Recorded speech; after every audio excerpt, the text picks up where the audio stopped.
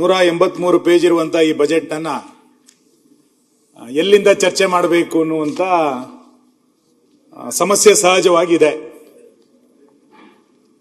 ಸಾಕಷ್ಟು ವಿಚಾರಗಳು ಇದೆ ಅನ್ನುವಂತಾದಾಗ ಎಲ್ಲಿಂದ ಪ್ರಾರಂಭ ಮಾಡಬೇಕು ಅನ್ನುವಂತ ಸಮಸ್ಯೆಗಳು ಕೂಡ ಇರುತ್ತೆ. ಏನೂ ಇಲ್ಲ ಅಂತಂದಾಗಲೂ ಕೂಡ ಎಲ್ಲಿಂದ ಶುರು ಮಾಡಬೇಕು ಅನ್ನುವಂತ ಗೊಂದಲವೂ ಕೂಡ ಇರುತ್ತೆ. ಶೂನ್ಯದಲ್ಲಿ ಏನಾದರೂ ಸೃಷ್ಟಿಯನ್ನ ಮಾಡಲಿಕ್ಕೆ ಸಾಧ್ಯ ಇದೆ ಜಗತ್ನಲ್ಲಿ. ಆದರೆ ಶೂನ್ಯವನ್ನೇ ಸೃಷ್ಟಿ ಮಾಡಿರೋದ್ರ ಬಗ್ಗೆ ಏನನ್ನ ಮಾತಾಡ್ಲಿಕ್ಕೆ ಸಾಧ್ಯ ಇದೆ? ಇವತ್ತು ಮಾನ್ಯ ಸಿದ್ದರಾಮಯ್ಯನವರು ಮಾಡಿದಂತ ಬಜೆಟಿನ ಬಗ್ಗೆ ತುಂಬಾ ಜನ ಬೇರೆ ಬೇರೆ ಸಂಗತಿಗಳನ್ನ ಮಾತಾಡ್ತಾ ಬಂದಿದ್ದಾರೆ. ನಾನು ಆ ಎಲ್ಲ ಅಂಕಿಅಂಶಗಳನ್ನ ಮತ್ತೆ ಪುನರಾವರ್ತನೆ ಮಾಡಲಿಕ್ಕೆ ಹೋಗೋದಿಲ್ಲ. ಯಾಕೆಂತಂದ್ರೆ ನಾನು ಬೇರೆ ವಿಷಯಗಳಿಗೆ ಹೋಗ್ತೇನೆ.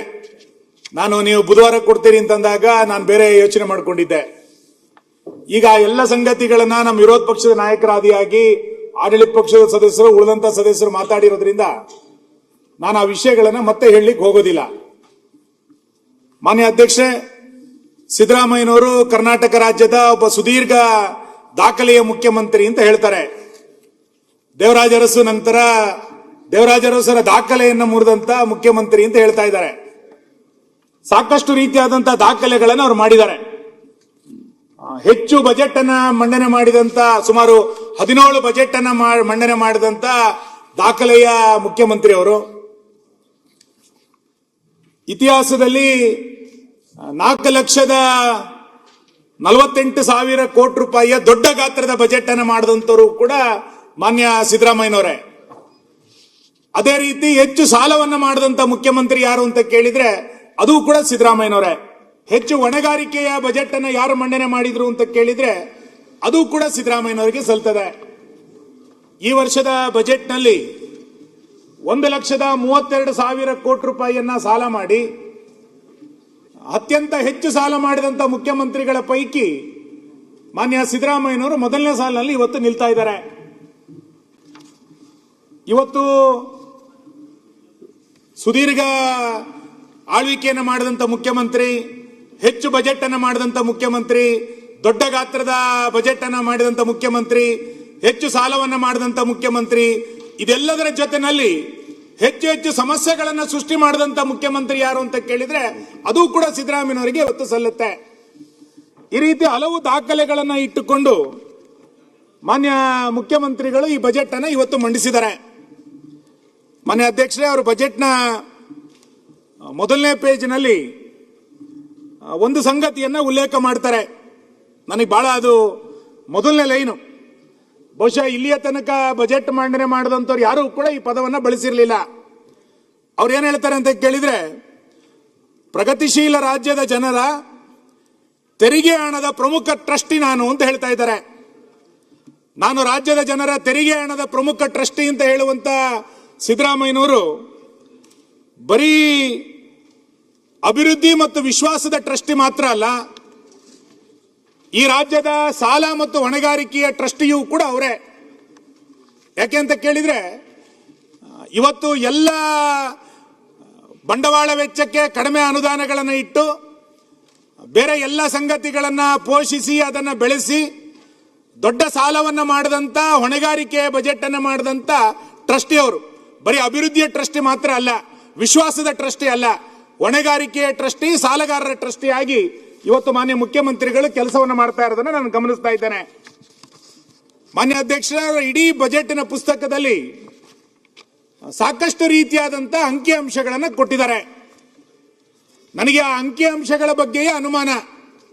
ನಾನು ಇಡೀ ಬಜೆಟ್ನಲ್ಲಿ ಅವರ ಅಂಕಿಅಂಶಗಳ ಬಗ್ಗೆ ಬಹಳಷ್ಟು ರೀತಿಯಾದಂತ ಅನುಮಾನಗಳಿದೆ ಅನ್ನೋದನ್ನ ನಾನು ಮತ್ತೆ ಮತ್ತೆ ಇಲ್ಲಿ ಪುನರುಚ್ಚರಿಸುತ್ತೇನೆ. ಮಾನ್ಯ ಮುಖ್ಯಮಂತ್ರಿಗಳ ಉತ್ತರ ಕೊಡುವಂತ ಸಂದರ್ಭದಲ್ಲಿ ಅದಕ್ಕೆ ಪೂರಕವಾಗಿ ಸ್ಪಂದಿಸ್ತಾರೆ ಎನ್ನುವಂತ ವಿಶ್ವಾಸ ನನಗಿದೆ. ಯಾಕೆ ಈ ಅನುಮಾನಗಳು ಬಂದಿದೆ ಅಂತ ಕೇಳಿದ್ರೆ, ಅವರು ಬಜೆಟ್ನಲ್ಲಿ ಒಟ್ಟು ಹೊಣೆಗಾರಿಕೆಯನ್ನ 8,24,389 ಕೋಟಿ ರೂಪಾಯಿ ಅಂತ ಅವ್ರು ಹೇಳಿದ್ದಾರೆ. ಆದ್ರೆ ಮೊನ್ನೆ ಪ್ರಜಾವಾಣಿ ಪತ್ರಿಕೆ ಒಂದು ಲೇಖನದಲ್ಲಿ 8,14,000 ಕೋಟಿ ಅಂತ ಅವ್ರು ಹೇಳಿದ್ರು. ಅದಕ್ಕೆ ಮುಖ್ಯ ಕಾರ್ಯದರ್ಶಿಗಳು ಒಂದು ಹೇಳಿಕೆಯನ್ನ ಬಿಡುಗಡೆ ಮಾಡಿದ್ರು. ಅದರಲ್ಲಿ ಅವರು ಕೊಟ್ಟಂತ ಸ್ಪಷ್ಟೀಕರಣ ಏನು ಅಂತ ಕೇಳಿದ್ರೆ 7,64,655 ಕೋಟಿ ರೂಪಾಯಿ ಅಂತ ಅವ್ರು ಹೇಳಿದ್ದಾರೆ. ಮುಖ್ಯಮಂತ್ರಿಗಳು ಹೇಳಿದಂತ ಅಂಕಿಅಂಶಕ್ಕೂ ಮುಖ್ಯ ಕಾರ್ಯದರ್ಶಿಗಳು ಹೇಳಿರುವಂತಹ ಅಂಕಿಅಂಶಕ್ಕೂ ಪತ್ರಿಕೆ ಬಿಡುಗಡೆ ಮಾಡಿರುವಂತಹ ಅಂಕಿಅಂಶಕ್ಕೂ ಬಹಳ ದೊಡ್ಡ ಪ್ರಮಾಣದ ಅಜಗಜಾಂತರವಾದಂಥ ವ್ಯತ್ಯಾಸಗಳಿದೆ. ಇದೇ ಸಂದರ್ಭದಲ್ಲಿ GSDPಯನ್ನ 26.5% ಮೀರಿದರೆ ಅನ್ನುವಂಥದ್ದನ್ನ ರಿಸರ್ವ್ ಬ್ಯಾಂಕ್ ಕೂಡ ಉಲ್ಲೇಖ ಮಾಡಿರೋದನ್ನ ನಾನು ಈ ಸಂದರ್ಭದಲ್ಲಿ ಉಲ್ಲೇಖ ಮಾಡ್ತೇನೆ. ಈ ಎಲ್ಲ ಹಿನ್ನೆಲೆಯಲ್ಲಿ ಮಾನ್ಯ ಮುಖ್ಯಮಂತ್ರಿಗಳು ಇದಕ್ಕೆ ಸಂಬಂಧಪಟ್ಟಂತ ಸ್ಪಷ್ಟೀಕರಣವನ್ನ ಈ ಅಂಕಿಅಂಶದ ಬಗ್ಗೆ ಇವತ್ತು ಕೊಡಬೇಕಾಗಿದೆ. ಯಾಕೆಂತಂದ್ರೆ ಬಜೆಟ್ ಅನ್ನ ಮಂಡನೆ ಮಾಡಬೇಕಾದ್ರೆ ನಾನು ಆಗಿದ್ದೀನಿ ಈಗಿದ್ದೀನಿ ಅಂತ ಹೇಳೋದು ದೊಡ್ಡದಲ್ಲ. ಒಂದು ಪತ್ರಿಕೆಯಲ್ಲಿ ಬಂದಂತ ಲೇಖನದ ಬಗ್ಗೆ ಮುಖ್ಯ ಕಾರ್ಯದರ್ಶಿಗಳು ಬರೆದಂತ ಹೇಳಿಕೆ, ನಂತರ ರಿಸರ್ವ್ ಬ್ಯಾಂಕ್ ಕೊಟ್ಟಂತ ಉಲ್ಲೇಖ, ಇವೆಲ್ಲವೂ ಕೂಡ ಒಂದಕ್ಕೊಂದು ಸಂಬಂಧ ಇಲ್ಲದಂತ ರೀತಿಯಲ್ಲಿ ಇವತ್ತು ಆಗಿರುವಂತದ್ದನ್ನು ನಾವು ಗಮನಿಸ್ತಾ ಇದ್ದೇವೆ. ಹಾಗಾಗಿ ಅಂಕಿಅಂಶಗಳ ಬಗ್ಗೆ ದೊಡ್ಡ ಪ್ರಮಾಣದ ಗೊಂದಲಗಳಿದೆ.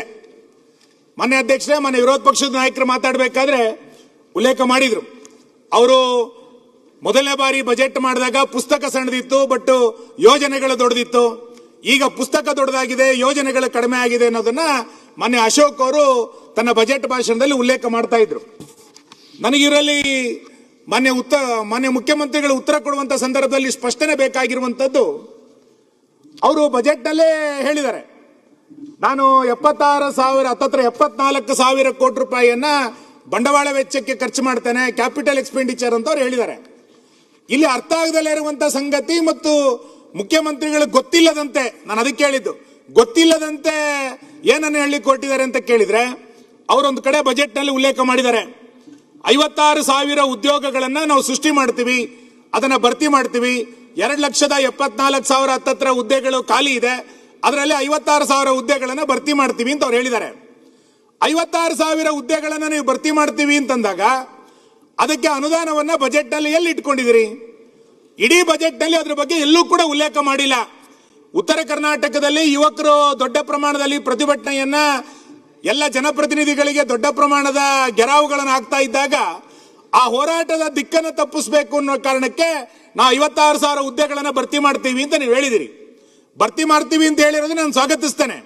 ಆದ್ರೆ ಭರ್ತಿ ಮಾಡ್ತೀವಿ ಅಂತ ಹೇಳಿದ ನಂತರ ಅದಕ್ಕೆ ಎಲ್ಲ ಅನುದಾನವನ್ನ ಇದಕ್ಕೆ ಜೋಡಿಸ್ಕೊಂಡಿದ್ದೀರಿ ನೀವು? ನಿಮ್ಮ ಒಟ್ಟು 4,44,000 ಕೋಟಿ ರೂಪಾಯಿ ಬಜೆಟ್ ನಲ್ಲಿ ಈ 56,000 ಉದ್ಯೋಗಿಗಳಿಗೆ ಹೇಗೆ ಅನುದಾನವನ್ನ ಒದಗಿಸ್ತೀರಿ ಎನ್ನುವಂತ ಉಲ್ಲೇಖ ಇಲ್ಲ. ಹಾಗಾಗಿ ನನಗೆ ಅನ್ನಿಸ್ತಾ ಇದೆ, ಈ 56,000 ಹುದ್ದೆಯನ್ನ ಸೃಷ್ಟಿ ಮಾಡ್ತೀವಿ ಅಥವಾ ಹೊಸ ನೇಮಕಾತಿ ಮಾಡ್ತೀವಿ ಎನ್ನುವಂಥದ್ದು ಅತ್ಯಂತ ಶುದ್ಧ ಸುಳ್ಳು. ಯಾವ ನಿರುದ್ಯೋಗಿ ಯುವಕರು ಹೋರಾಟವನ್ನು ಮಾಡ್ತಾ ಇದ್ರು, ಈ ಸರ್ಕಾರ ಸರ್ಕಾರಿ ಹುದ್ದೆಗಳನ್ನ ಮತ್ತೆ ಭರ್ತಿ ಮಾಡ್ತಾರೆ ಅನ್ನುವಂತ ವಿಶ್ವಾಸ ಇವರೆಲ್ಲೂ ಕೂಡ ಅನುದಾನದಲ್ಲಿ ಉಲ್ಲೇಖ ಮಾಡಿರೋದ್ರಿಂದ ನನಗೆ ಅದ್ರ ಬಗ್ಗೆ ಬಹಳ ದೊಡ್ಡ ಪ್ರಮಾಣದ ಅನುಮಾನಗಳು ಇವತ್ತು ಬರ್ತಾ ಇದೆ. ಎರಡನೇದು, ಪೇ ಕಮಿಷನ್ ಇವತ್ತು ಘೋಷಣೆ ಆಗಿದೆ. ಪೇ ಕಮಿಷನ್ಗೆ 20,000 ಕೋಟಿ ರೂಪಾಯಿ ಬೇಕು ಅಂತೇಳಿ ಒಂದು ಅಂದಾಜು ಮಾಡಿದ್ದಾರೆ. ಅದಕ್ಕೆ ನೀವೆಲ್ಲಿ ಪ್ರಾವಿಷನ್ ಮಾಡ್ಕೊಂಡಿದ್ದೀರಿ? ಒಂದು ಕಡೆ 56,000 ಹುದ್ದೆಗಳಿಗೆ ಬೇಕಾದಂತ ಗ್ರಾಂಟ್ ಅನ್ನ ಪ್ರಾವಿಷನ್ ಮಾಡ್ಕೊಂಡಿಲ್ಲ, ಇನ್ನೊಂದು ಕಡೆ ಪೇ ಕಮಿಷನ್ಗೆ ಅಂದಾಜಿಗೆ ಬೇಕಾದಂತ 20,000 ಕೋಟಿ ರೂಪಾಯಿಯನ್ನ ಅದು ಕಮಿಷನ್ ಅನ್ನು ಒಪ್ಕೊಂಡ ನಂತರ ಅದಕ್ಕೆ ಬೇಕಾದಂತ 20,000 ಕೋಟಿ ರೂಪಾಯಿಯನ್ನ ಎಲ್ಲಿ ಹೊಂದಾಣಿಕೆ ಮಾಡ್ತೀರಿ ಅಂತ ನೀವು ಹೇಳಲಿಲ್ಲ. ನರೇಗಾ ಬಗ್ಗೆ ಈ ಸರ್ಕಾರದಲ್ಲಿ ಇನ್ನು ಬಜೆಟ್ ನಲ್ಲಿ ಸ್ಪಷ್ಟತೆನೇ ಆಗಲಿಲ್ಲ. ನೀವು ನಿರ್ಣಯ ಮಾಡಿದ್ರಿ, ನಾವು ನರೇಗಾವನ್ನ ವಿರೋಧ ಮಾಡಿದೀವಿ, ವಿ.ಜಿ. ರಾಮ್ಜಿಯನ್ನ ನರೇಗಾವನ್ನ ಸ್ವಾಗತಿಸ್ತೀವಿ, ವಿ.ಜಿ. ರಾಮ್ಜಿಯನ್ನ ವಿರೋಧ ಮಾಡ್ತೀವಿ ಅಂತ ಹೇಳಿದ್ರಿ. ಈಗ ಈ ಕರ್ನಾಟಕ ಸರ್ಕಾರದ್ದು ನರೇಗಾ ಬಗ್ಗೆ ನಿಮ್ ನಿಲುವೇನು? ಹಾಗಾದ್ರೆ 40% ರಾಜ್ಯ ಸರ್ಕಾರ ಕೊಡಬೇಕಾಗಿದೆ ಎನ್ನುವ ಕಾರಣಕ್ಕೆ ವಿ.ಜಿ. ರಾಮಜಿಯನ್ನು ಬಿಟ್ಬಿಡ್ತೀರಾ ನೀವು? ನರೇಗಾ ಯೋಜನೆಯನ್ನ ಈ ರಾಜ್ಯ ಸರ್ಕಾರ ಕೈ ಬಿಟ್ಟಿದ್ಯಾ? ಒಂದು ಪ್ರಕಾರ ಈ ವರ್ಷದಿಂದ ನರೇಗಾ ತೆಗೆದುಕೊಳ್ಳೋದಿಲ್ಲ ಅಂತಾನೆ ನೀವು ಹೇಳಿ, ಅದಕ್ಕೂ ಕೂಡ ಎಲ್ಲೋ ಅನುದಾನಗಳನ್ನು ನೀವು ತೋರಿಸಿಲ್ಲ. ಅದ್ರ ಜೊತೆನಲ್ಲಿ ಕಳೆದ ಬಾರಿ ನರೇಗಾದಲ್ಲಿ ಕೆಲಸ ಮಾಡಿದಂತ 5 ಲಕ್ಷದ ಸುಮಾರು 94 ಲಕ್ಷ ಉದ್ಯೋಗ ನಿಮ್ಮ ಆರ್ಥಿಕ ಸಮೀಕ್ಷೆನಲ್ಲಿ ಅವ್ರು ಹೇಳಿದ್ದಾರೆ. ಏನು ಅಂತ? ಆ ನರೇಗಾದಲ್ಲಿ ಸೃಜನೆ ಆಗಿರುವಂತ 5 ಲಕ್ಷದ ನಿಮ್ಮ ಆರ್ಥಿಕ ಸಮೀಕ್ಷೆನಲ್ಲಿ ಹೇಳಿದ್ದಾರೆ. ಏನಂತ ಹೇಳಿದ್ದಾರೆ ಅಂತಂದ್ರೆ 8,93,00,000 ಕಾಮಗಾರಿಗಳನ್ನು ಕೈಗೆತ್ತಿಕೊಳ್ಳಲಾಗಿದ್ದು, ಅದರಲ್ಲಿ 2,94,00,000 ಕಾಮಗಾರಿಗಳು ಪೂರ್ಣಗೊಂಡಿದೆ. ಉಳಿದ 5,99,00,000 ಕಾಮಗಾರಿಗಳು ಪ್ರಗತಿಯಲ್ಲಿದೆ ಅಂತ ನೀವು ಆರ್ಥಿಕ ಸಮೀಕ್ಷೆಯಲ್ಲಿ ಹೇಳಿದಿರಿ. ಈ 5,99,000 ಕಾಮಗಾರಿಗಳು ಪ್ರಗತಿಯಲ್ಲಿದೆ ಅಂತ ಹೇಳಿದ್ಮೇಲೆ ಅದಕ್ಕೆ ಇಲ್ಲಿ ಎಲ್ಲ ಅನುದಾನವನ್ನು ನೀವು ಜೋಡಿಸ್ಕೊಂಡಿದ್ದೀರಿ? ಅದ್ರ ಬಗ್ಗೆ ಎಲ್ಲೂ ಕೂಡ ಪ್ರಸ್ತಾವನೆ ಮಾಡದಲೇ ಇರೋದ್ರಿಂದ ಅದು ಗುಪ್ತಗಾಮಿನಿ ಆಗಿದೆ ಅಂತಂದ್ರೆ ಆ ಯೋಜನೆ ಇಲ್ಲ ಅಂತ, ಅಥವಾ ಕೆಲಸ ಮಾಡದಂತವರಿಗೆ ಇನ್ನು ಮುಂದಿನ ದಿನಗಳಲ್ಲಿ ಸಂಬಳ ಸಿಗೋದಿಲ್ಲ, ಕೂಲಿ ಸಿಗೋದಿಲ್ಲ ಅನ್ನೋದನ್ನ ನೀವು ಉತ್ತರದಲ್ಲಿ ಹೇಳಬೇಕಾಗತ್ತೆ. ಇಲ್ಲ ಅಂತಂದ್ರೆ ಅದು ಏನಾಗಿದೆ ಅನ್ನುವಂಥದ್ದನ್ನ ಸರ್ಕಾರ ಸ್ಪಷ್ಟ ಮಾಡಬೇಕು. ಇನ್ನು ಕೊನೆಯದು ಬಾಕಿ ಇರುವಂತ ಬಿಲ್ಗಳು, ಪತ್ರಿಕಾ ವರದಿಗಳಲ್ಲಿ ಬೇರೆ ಬೇರೆ ಪ್ರಶ್ನೆಗಳನ್ನ ಕೇಳಿದಾಗ ಸರ್ಕಾರ ಹೇಳ್ತಾ ಇರುವಂತದ್ದು ಸುಮಾರು 38,000 ಕೋಟಿ ರೂಪಾಯಿಗಳು ಬಿಲ್ ಬಾಕಿ ಇದೆ ಅಂತ.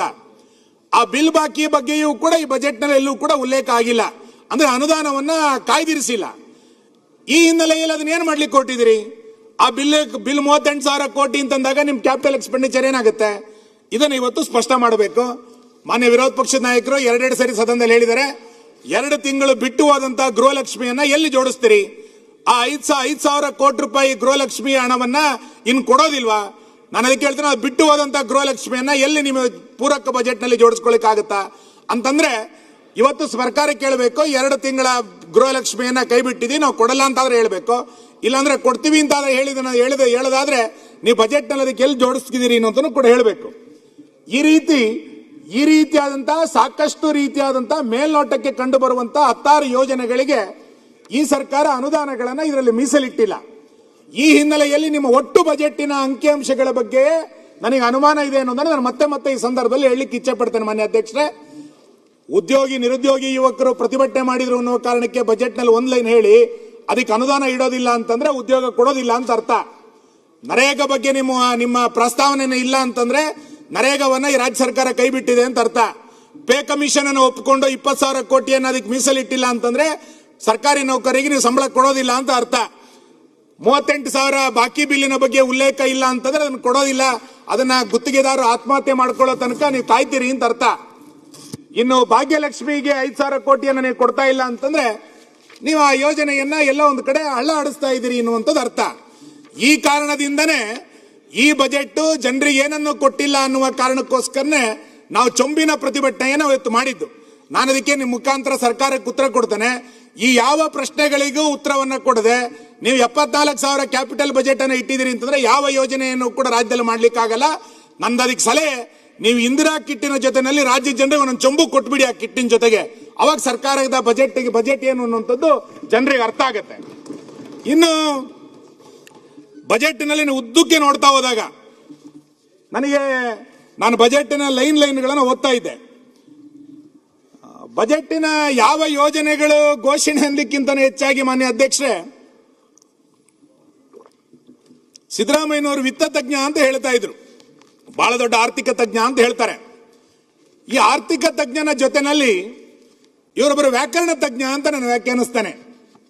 ಯಾಕೆಂತಂದ್ರೆ ಇಡೀ ಬಜೆಟ್ನಲ್ಲಿ ಹೊಸ ಶಬ್ದಗಳನ್ನ, ನಾವು ಕೇಳದಲೇ ಇರುವಂತಹ ಶಬ್ದಗಳನ್ನ ಪ್ರಯೋಗ ಮಾಡಿದ್ದಾರೆ.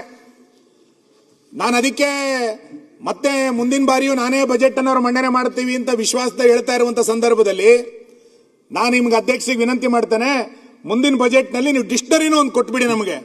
ಯಾಕೆಂದ್ರೆ ಹೊಸ ಶಬ್ದಗಳು ನಮಗೆ ಗೊತ್ತಿಲ್ಲದೇ ಇರುವಂತಹ ಹೊಸ ಶಬ್ದಗಳನ್ನ ಉಲ್ಲೇಖ ಮಾಡ್ತಾ ಇದ್ದಾರೆ.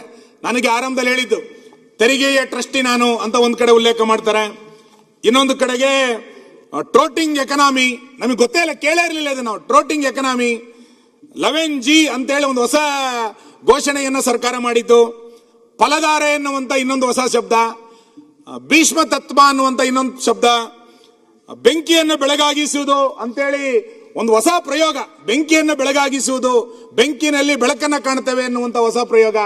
ಇವೆಲ್ಲವನ್ನೂ ಕೂಡ ಒಬ್ಬ ಆರ್ಥಿಕ ತಜ್ಞ, ವ್ಯಾಕರಣ ತಜ್ಞನಾಗಿ ಬಜೆಟ್ ಅನ್ನ ಇವತ್ತು ಮಾಡ್ಲಿಕ್ಕೆ ಹೊರಟಿದ್ದಾರೆ. ಹಾಗಾಗಿ ದಯಮಾಡಿ ಮುಂದಿನ ಬಜೆಟ್ ನಲ್ಲಿ ನೀವೊಂದು ಡಿಕ್ಷನರಿಯನ್ನು ಕೂಡ ಕೊಡಿ ಎನ್ನುವಂತ ವಿನಂತಿಯನ್ನು ನಾನು ಮಾಡ್ತೇನೆ ಮಾನ್ಯ ಅಧ್ಯಕ್ಷರೇ. ಈಗ ಬೇಕಾ?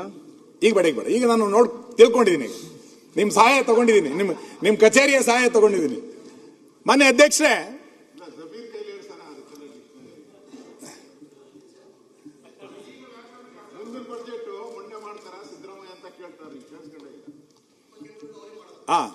ಇನ್ನೆರಡು ಡಿಕ್ಷನರಿ ಕೊಟ್ಬಿಡಿ ನಮಗೆ. ಬರ್ತೀನಿ ಕೊನೆಗೆ ಬರ್ತೀನಿ. ಒಂದಿಲ್ಲ, ಇನ್ನ 2 ಬಜೆಟ್ ಕೊಡ್ತಾರೆ ಮಾನ್ಯ ಅಧ್ಯಕ್ಷರೇ.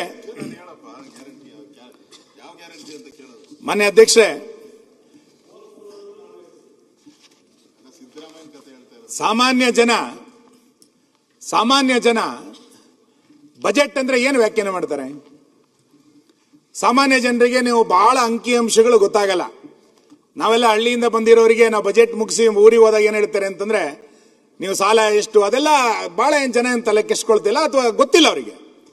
ಸಾಮಾನ್ಯ ಜನರಿಗೆ ಬಜೆಟ್ ಅಂದ್ರೆ ಏನು ಅಂತ ಕೇಳಿದ್ರೆ, ಈ ಸರ್ಕಾರದ ಯೋಜನೆಗಳೇನು, ಆ ಯೋಜನೆಗಳಿಗೆ ಅನುದಾನ ಎಷ್ಟಿಟ್ಟಿದ್ದಾರೆ, ಇಟ್ಟಂತ ಅನುದಾನದಲ್ಲಿ ಎಷ್ಟು ಅನುಷ್ಠಾನ ಆಗಿದೆ, ಯೋಜನೆ ಅನುದಾನ ಅನುಷ್ಠಾನ, ಇದನ್ನ ಒಂದು ಬಜೆಟ್ ಅಂತೇಳಿ ಸಾಮಾನ್ಯ ಜನ ಅರ್ಥ ಮಾಡ್ಕೊಳ್ತಾರೆ.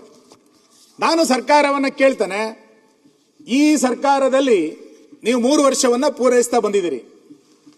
ಯಾವ್ಯಾವ ಯೋಜನೆಗಳ ಬಗ್ಗೆ ನಿಮ್ಮ ನಿಲುವೇನು? ಯೋಜನೆಗಳು ಬಂದಾಗ ನೀವು ಯಾವ ರೀತಿಯಾದಂತ ನಿಲುವುಗಳನ್ನು ತೆಗೆದುಕೊಳ್ತಾ ಹೋದ್ರಿ? ನೀವು ಮಾಡಿದಂತ ಯೋಜನೆಗಳಿಗೆ ಕೊಟ್ಟಂತ ಅನುದಾನಗಳೆಷ್ಟು? ಆ ಅನುದಾನಗಳ ಬಳಕೆ ಯಾವ ರೀತಿ ಆಗಿದೆ, ಅನುಷ್ಠಾನಗಳು ಯಾವ ರೀತಿ ಆಗಿದೆ? ಇದ್ಯಾವುದಕ್ಕೂ ಕೂಡ ಅಜಗಜಾಂತರವಾದಂತ ವ್ಯತ್ಯಾಸ. ಮಾನ್ಯ ಅಧ್ಯಕ್ಷರೇ, ಎಲ್ಲೂ ಕೂಡ ಒಂದಕ್ಕೊಂದು ಸಂಬಂಧ ಇಲ್ಲದಂತ ವಾತಾವರಣವನ್ನ ಈ ಸರ್ಕಾರ ಇವತ್ತು ಸೃಷ್ಟಿ ಮಾಡಿದೆ. ಮತ್ತ ಆ ಎಲ್ಲ ಯೋಜನೆಗಳನ್ನ ಉದ್ದೇಶಪೂರ್ವಕವಾಗಿ ಸರ್ಕಾರ ಯಾವ ರೀತಿ ವಿಫಲ ಮಾಡ್ತಾ ಇದೆ ಅಂತ ನಾನು ಯೋಜನೆ ಮತ್ತು ಅನುದಾನ ಅನುಷ್ಠಾನಕ್ಕೆ ವಿಷಯ ಬಂದಾಗ ತುಂಬಾ ವಿಷಯಗಳನ್ನು ತೆಗೆದುಕೊಳ್ಳಬಹುದು. ನಾನು ಎಲ್ಲದನ್ನು ಹೇಳಲಿಕ್ಕೆ ಹೋಗಲ್ಲ. 3 ಜ್ವಲಂತವಾದಂತಹ ಸಮಸ್ಯೆಗಳನ್ನು ಇಲ್ಲಿ ಉಲ್ಲೇಖ ಮಾಡ್ಲಿಕ್ಕೆ ಇಷ್ಟಪಡ್ತೇನೆ ಮಾನ್ಯ ಅಧ್ಯಕ್ಷರೇ. ನೀವು 14 ಬೇಡಿಕೆಗಳನ್ನ 21 ಬೇಡಿಕೆಗಳನ್ನು ಒಟ್ಟಿಗೆ ಹಾಕಿ ಅದನ್ನ ಚರ್ಚೆ ಮಾಡಿ ಅಂತಂದಾಗ ಎಲ್ಲದನ್ನು ಮಾಡ್ಲಿಕ್ಕೆ ಆಗಲ್ಲ. ನಾನು 3-4 ವಿಷಯಗಳನ್ನು ಮಾತ್ರ ಉಲ್ಲೇಖ ಮಾಡ್ತೇನೆ. ಸರ್ಕಾರ ಭಾರಿ ತರಾತುರಿನಲ್ಲಿ ಜಾತಿ ಗಣತಿಯನ್ನ ಆರಂಭ ಮಾಡಿತು. ಮಧುಸೂದನ್ ನಾಯಕ್ ಅವರ ಸಮಿತಿಯನ್ನ ರಚನೆ ಮಾಡಿ ಹೊಸ ಶೈಕ್ಷಣಿಕ ಮತ್ತು ಆರ್ಥಿಕ ಸಮೀಕ್ಷೆಯನ್ನು ಮಾಡ್ತೀವಿ ಅಂತೇಳಿ ಸರ್ಕಾರ ಹೊರಡಿತು. ನಾವು ಒಂದು ಹಂತದಲ್ಲಿ ಹೇಳಿದ್ವಿ ಸರ್ಕಾರಕ್ಕೆ, ಕೇಂದ್ರ ಸರ್ಕಾರ ಏಪ್ರಿಲ್ನಿಂದ ಜನಗಣತಿಯನ್ನು ಆರಂಭ ಮಾಡ್ತಾ ಇದೆ, ಆ ಜನಗಣತಿಗೆ ರಾಜ್ಯ ಸರ್ಕಾರ ಸಹಕಾರವನ್ನು ಮಾಡಿ, ಯಾಕೆ ಹೊಸ ಜನಗಣತಿಯನ್ನು ಮಾಡ್ಲಿಕ್ಕೆ ಹೋಗ್ತೀರಿ, ಶೈಕ್ಷಣಿಕ ಸಮೀಕ್ಷೆಯನ್ನು ಮಾಡ್ಲಿಕ್ಕೆ ಹೋಗ್ತೀರಿ ಅಂತ ನಾನು ಕೇಳಿದ್ವಿ. ನಾವೆಲ್ಲ ಹೇಳಿದ್ವಿ, ನಮ್ಮ ವಿರೋಧ ಪಕ್ಷದ ನಾಯಕರು, ನಮ್ಮ ಪಾರ್ಟಿ ಅಧ್ಯಕ್ಷರು ಎಲ್ಲರೂ ಕೂಡ ಹೇಳಿದ್ವಿ. ಆಗ ಮುಖ್ಯಮಂತ್ರಿಗಳು ಹೇಳಿದ್ದೇನು ಅಂತ ಕೇಳಿದ್ರೆ, ಇದು ಜಾತಿ ಗಣತಿ ಅಲ್ಲ, ಇದು ಶೈಕ್ಷಣಿಕ ಮತ್ತು ಆರ್ಥಿಕ ಸಮೀಕ್ಷೆ. ರಾಜ್ಯದಲ್ಲಿ ಎಷ್ಟೋ ವರ್ಷಗಳಾಯಿತು ಸಮೀಕ್ಷೆಗಳಾಗದೆ. ಆ ಸಮೀಕ್ಷೆಯ ವರದಿಯನ್ನು ತೆಗೆದುಕೊಂಡು ಯಾವ್ಯಾವ ಸಮುದಾಯದ ಜನ ಯಾವ ರೀತಿ ಇದ್ದಾರೆ ಅವರ ವಸ್ತುಸ್ಥಿತಿಯನ್ನು ಅಧ್ಯಯನ ಮಾಡಿ ಅದರ ಅಂಕಿಅಂಶಗಳನ್ನು ತೆಗೆದುಕೊಂಡು ಸರ್ಕಾರದ ಯೋಜನೆಗಳನ್ನು ತಲುಪಿಸ್ಬೇಕು. ನಾನು ಅದಕ್ಕೆ ನಾವು ಬಹಳ ಬೇಗ ಇದನ್ನ ಮುಗಿಸ್ಬೇಕು, 1 ತಿಂಗಳೊಳಗೆ ಇದನ್ನು ಮುಗಿಸ್ಬೇಕು ಅಂತ ಸೂಚನೆ ಕೊಟ್ಟಿದ್ದೀನಿ ಅಂತ ಹೇಳಿದ್ರು. ನಮಗೊಂದು ಕಳಕಳಿ ಇದೆ ಅಂತ ಅನ್ನಿಸ್ತು ಮುಖ್ಯಮಂತ್ರಿಗಳ ಮಾತನ್ನು ಕೇಳಿದಾಗ. ಅಂದ್ರೆ ಈ ವರದಿಯನ್ನ ಬೇಗ ತೆಗೆದುಕೊಂಡು ಆ ವರದಿಯ ಅಂಕಿಅಂಶಗಳ ಆಧಾರದಲ್ಲಿ ಬಜೆಟ್ ಅನ್ನ ಮಂಡನೆ ಮಾಡ್ತಾರೆ, ಆ ಯೋಜನೆಗಳನ್ನ ಆ ಸಮುದಾಯಗಳಿಗೆ ತಲುಪಿಸ್ತಾರೆ ಅಂತ ನಾನು ಕೇಳ್ತೇನೆ. ಮಾನ್ಯ ಅಧ್ಯಕ್ಷರೇ, ಸೆಪ್ಟೆಂಬರ್ 22, 2025ಕ್ಕೆ ಮಧುಸೂದನ್ ನಾಯಕ್ ಅವರ ವರದಿ, ಗಣತಿಯ ವರದಿ ಆರಂಭ ಆಯಿತು. ಬಹಳ ತರಾತುರಿನಲ್ಲಿ 1 ತಿಂಗಳಲ್ಲಿ ಮುಗಿಸಿದ್ರಿ. ಸುಮಾರು 500 ಕೋಟಿ ರೂಪಾಯಿಯನ್ನ ಖರ್ಚು ಮಾಡಿದ್ರಿ. 500 ಕೋಟಿ ರೂಪಾಯಿಯನ್ನ ಖರ್ಚು ಮಾಡಿ ನೀವು ಎಲ್ಲ ಮನೆಗಳಿಗೆ ತೆರಳಬೇಕು ಅಂತೇಳಿ ಅಕ್ಟೋಬರ್ 31ನೇ ತಾರೀಕಿಗೆ ಇದನ್ನು ಮುಗಿಸಿದ್ರಿ. ಸೆಪ್ಟೆಂಬರ್ 22ಕ್ಕೆ ಆರಂಭ ಆಗಿ ಅಕ್ಟೋಬರ್ 31ನೇ ತಾರೀಕಿಗೆ ಇದನ್ನು ಮುಗಿಸಿದ್ರಿ. ಆಮೇಲೆ ನವೆಂಬರ್ 10ನೇ ತಾರೀಕಿನ ತನಕ ಗಡುವು ಕೊಟ್ಟು ಈ ವರದಿಯನ್ನ ತಯಾರು ಮಾಡ್ತೀವಿ ಅಂತ ಹೇಳಿದ್ರಿ.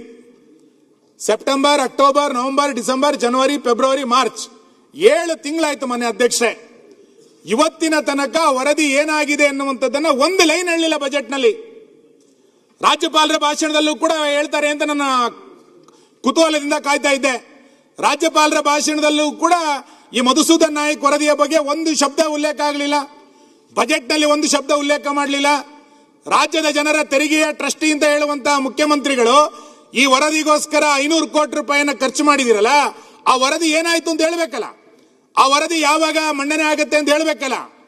ನನಗೆ ಅನ್ಸುತ್ತೆ ನೀವು ಕಾಂತರಾಜು ವರದಿಯನ್ನ 2014ರಲ್ಲಿ ಆರಂಭ ಮಾಡಿ ಅದನ್ನ ಡಸ್ಟ್ಬಿನ್ಗೆ ಹಾಕಿದ್ರಿ, ಅದನ್ನ ತರಲೇ ಇಲ್ಲ ನೀವು.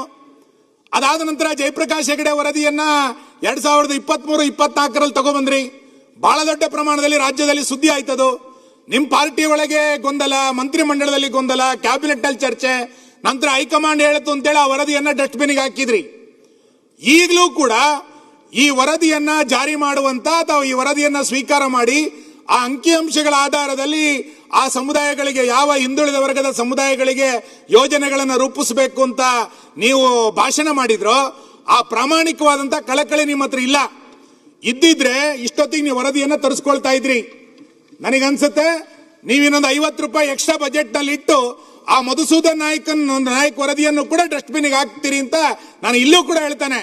ಕಾಂತರಾಜು ವರದಿಯನ್ನ ಡಸ್ಟ್ಬಿನ್ ಹಾಕಿದ್ರಿ, ಜಯಪ್ರಕಾಶ್ ಹೆಗಡೆ ವರದಿಯನ್ನ ಡಸ್ಟ್ಬಿನ್ ಹಾಕಿದ್ರಿ. ಈಗ ಹೊಸ ಡಸ್ಟ್ಬಿನ್ ಕಾಯ್ತಾ ಇದೆ ಆ ಇನ್ನೊಂದು ವರದಿಯನ್ನ ಹಾಕ್ಲಿಕ್ಕೋಸ್ಕರ. ಇಲ್ಲ ಅಂತಾಗಿದ್ರೆ ನಿಮಗೆ ಹಿಂದುಳಿದ ವರ್ಗದವರ ಬಗ್ಗೆ ಒಂದು ಪ್ರಾಮಾಣಿಕವಾದ ಕಳಕಳಿ ಇದ್ರೆ 183 ಬಜೆಟಿನ ಪುಸ್ತಕದಲ್ಲಿ ಒಂದು ಶಬ್ದ ಆದರೂ ಕೂಡ ಆ ಹಿಂದುಳಿದ ವರ್ಗದ ಸಮೀಕ್ಷೆಯ ಬಗ್ಗೆ ನೀವು ಉಲ್ಲೇಖ ಮಾಡಬೇಕಾಗಿತ್ತು. ಇವತ್ತಿನ ತನಕ ನೀವು ಉಲ್ಲೇಖ ಮಾಡಲಿಲ್ಲ ಮಾನ್ಯ ಅಧ್ಯಕ್ಷರೇ. ಹಾಗಾಗಿ ನೀವು ಅದರ ಅಂಕಿಅಂಶಗಳನ್ನ ತೆಗೆದುಕೊಳ್ಳದೇನೆ ನೀವು ಬಜೆಟ್ ಅನ್ನ ಮಂಡನೆ ಮಾಡಿದಿರಿ ಅಂತಂದ್ರೆ ನೀವು ಅವತ್ತೇ ಹೇಳಿದಂತ ಹೇಳಿಕೆ ಅಂಕಿಅಂಶಗಳು ಬಂದ ನಂತರ ಯೋಜನೆಯನ್ನ ಜನರಿಗೆ ತಲುಪಿಸಬೇಕು ಅಂತೇಳಿ ನೀವೇನು ಹೇಳಿದ್ರಿ, ನಿಮಗೆ ಪ್ರಾಮಾಣಿಕವಾಗಿ ಹಿಂದುಳಿದ ವರ್ಗದ ಇಲಾಖೆಗಳಿಗಾಗ್ಲಿ ಆ ನಿಗಮಗಳಿಗಾಗ್ಲಿ ಅಥವಾ ಆ ಸಮುದಾಯದಲ್ಲಿ ವಂಚಿತರಾಗಿಂತವ್ರಿಗೆ ಯಾವುದೇ ರೀತಿಯಾದಂತ ಸೌಲಭ್ಯಗಳನ್ನು ಕೊಡುವಂತ ಇಚ್ಛೆ ನಿಮ್ಮ ಹತ್ರ ಇಲ್ಲ ಅನ್ನುವಂಥದ್ದು ಈ ಬಜೆಟ್ ನಲ್ಲಿ ಸ್ಪಷ್ಟ. ನಿಮ್ ಸುತ್ತ ಇರುವಂತವ್ರು ನಿಮ್ಮನ್ನ ದೇವರಾಜ ಅರಸು ಅಂತ ಬಹಳ ಹೊಗಳ್ತಾರೆ, ನಿಮಗೂ ಖುಷಿ ಕೊಡುತ್ತೆ. ದೇವರಾಜ ಅರಸು ತರ ಹೆಚ್ಚು ದಿನಕಾಲ ಆಡಳಿತ ಮಾಡಿರ್ಬೋದು, ದೇವರಾಜ ಅರಸು ತರ ಕೀರ್ತಿ ಬೆಳಿಲಿಲ್ಲ ನಿಮಗೆ, ದೇವರಾಜ ಅರಸು ತರ ನೀವು ಯೋಜನೆಗಳನ್ನ ಕೊಡ್ಲಿಲ್ಲ, ದೇವರಾಜ ಅರಸರ ತರ ಪ್ರಾಮಾಣಿಕ ಕಳಕಳಿ ನಿಮ್ಮ ಹತ್ರ ಇಲ್ಲ. ಬರೀ ದಿನ ಮಾಡಿಬಿಟ್ರೆ ನಾನು 8 ವರ್ಷ ಮಾಡಿಬಿಟ್ಟೆ ಅಂತ ಕೂಡ್ಲಾಗೆ ದೇವರಾಜ ಅರಸು ಆಗ್ಲಿಕ್ಕೆ ಸಾಧ್ಯ ಇಲ್ಲ. ನಿಮ್ಮ ಹತ್ರ ಕಳಕಳಿ ಇದ್ದಿದ್ರೆ ಆ ವರದಿ 500 ಕೋಟಿ ರೂಪಾಯಿಯನ್ನ ಕೊಟ್ಟು ಮಾಡಿರುವಂತಹ ವರದಿಯ ಬಗ್ಗೆ ರಾಜ್ಯಪಾಲರ ಭಾಷಣದಾದರೂ ಉಲ್ಲೇಖ ಮಾಡಬೇಕಾಗಿತ್ತು, ಬಜೆಟ್ ನಲ್ಲಾದರೂ ಕೂಡ ನೀವು ಉಲ್ಲೇಖ ಮಾಡಬೇಕಾಗಿತ್ತು.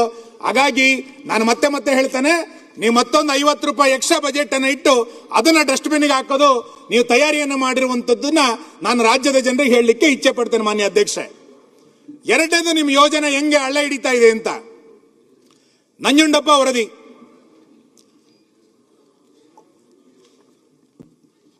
ನಂಜುಂಡಪ್ಪ ವರದಿನಲ್ಲಿ ನೀವು 2004ರಲ್ಲೇ 2004-05 ನೀವು ಶಾಸಕರಾಗಿ ಬಂದ್ರಿ, ನಾನು 2004ರಲ್ಲಿ ಶಾಸಕನಾಗಿ ಬಂದೆ.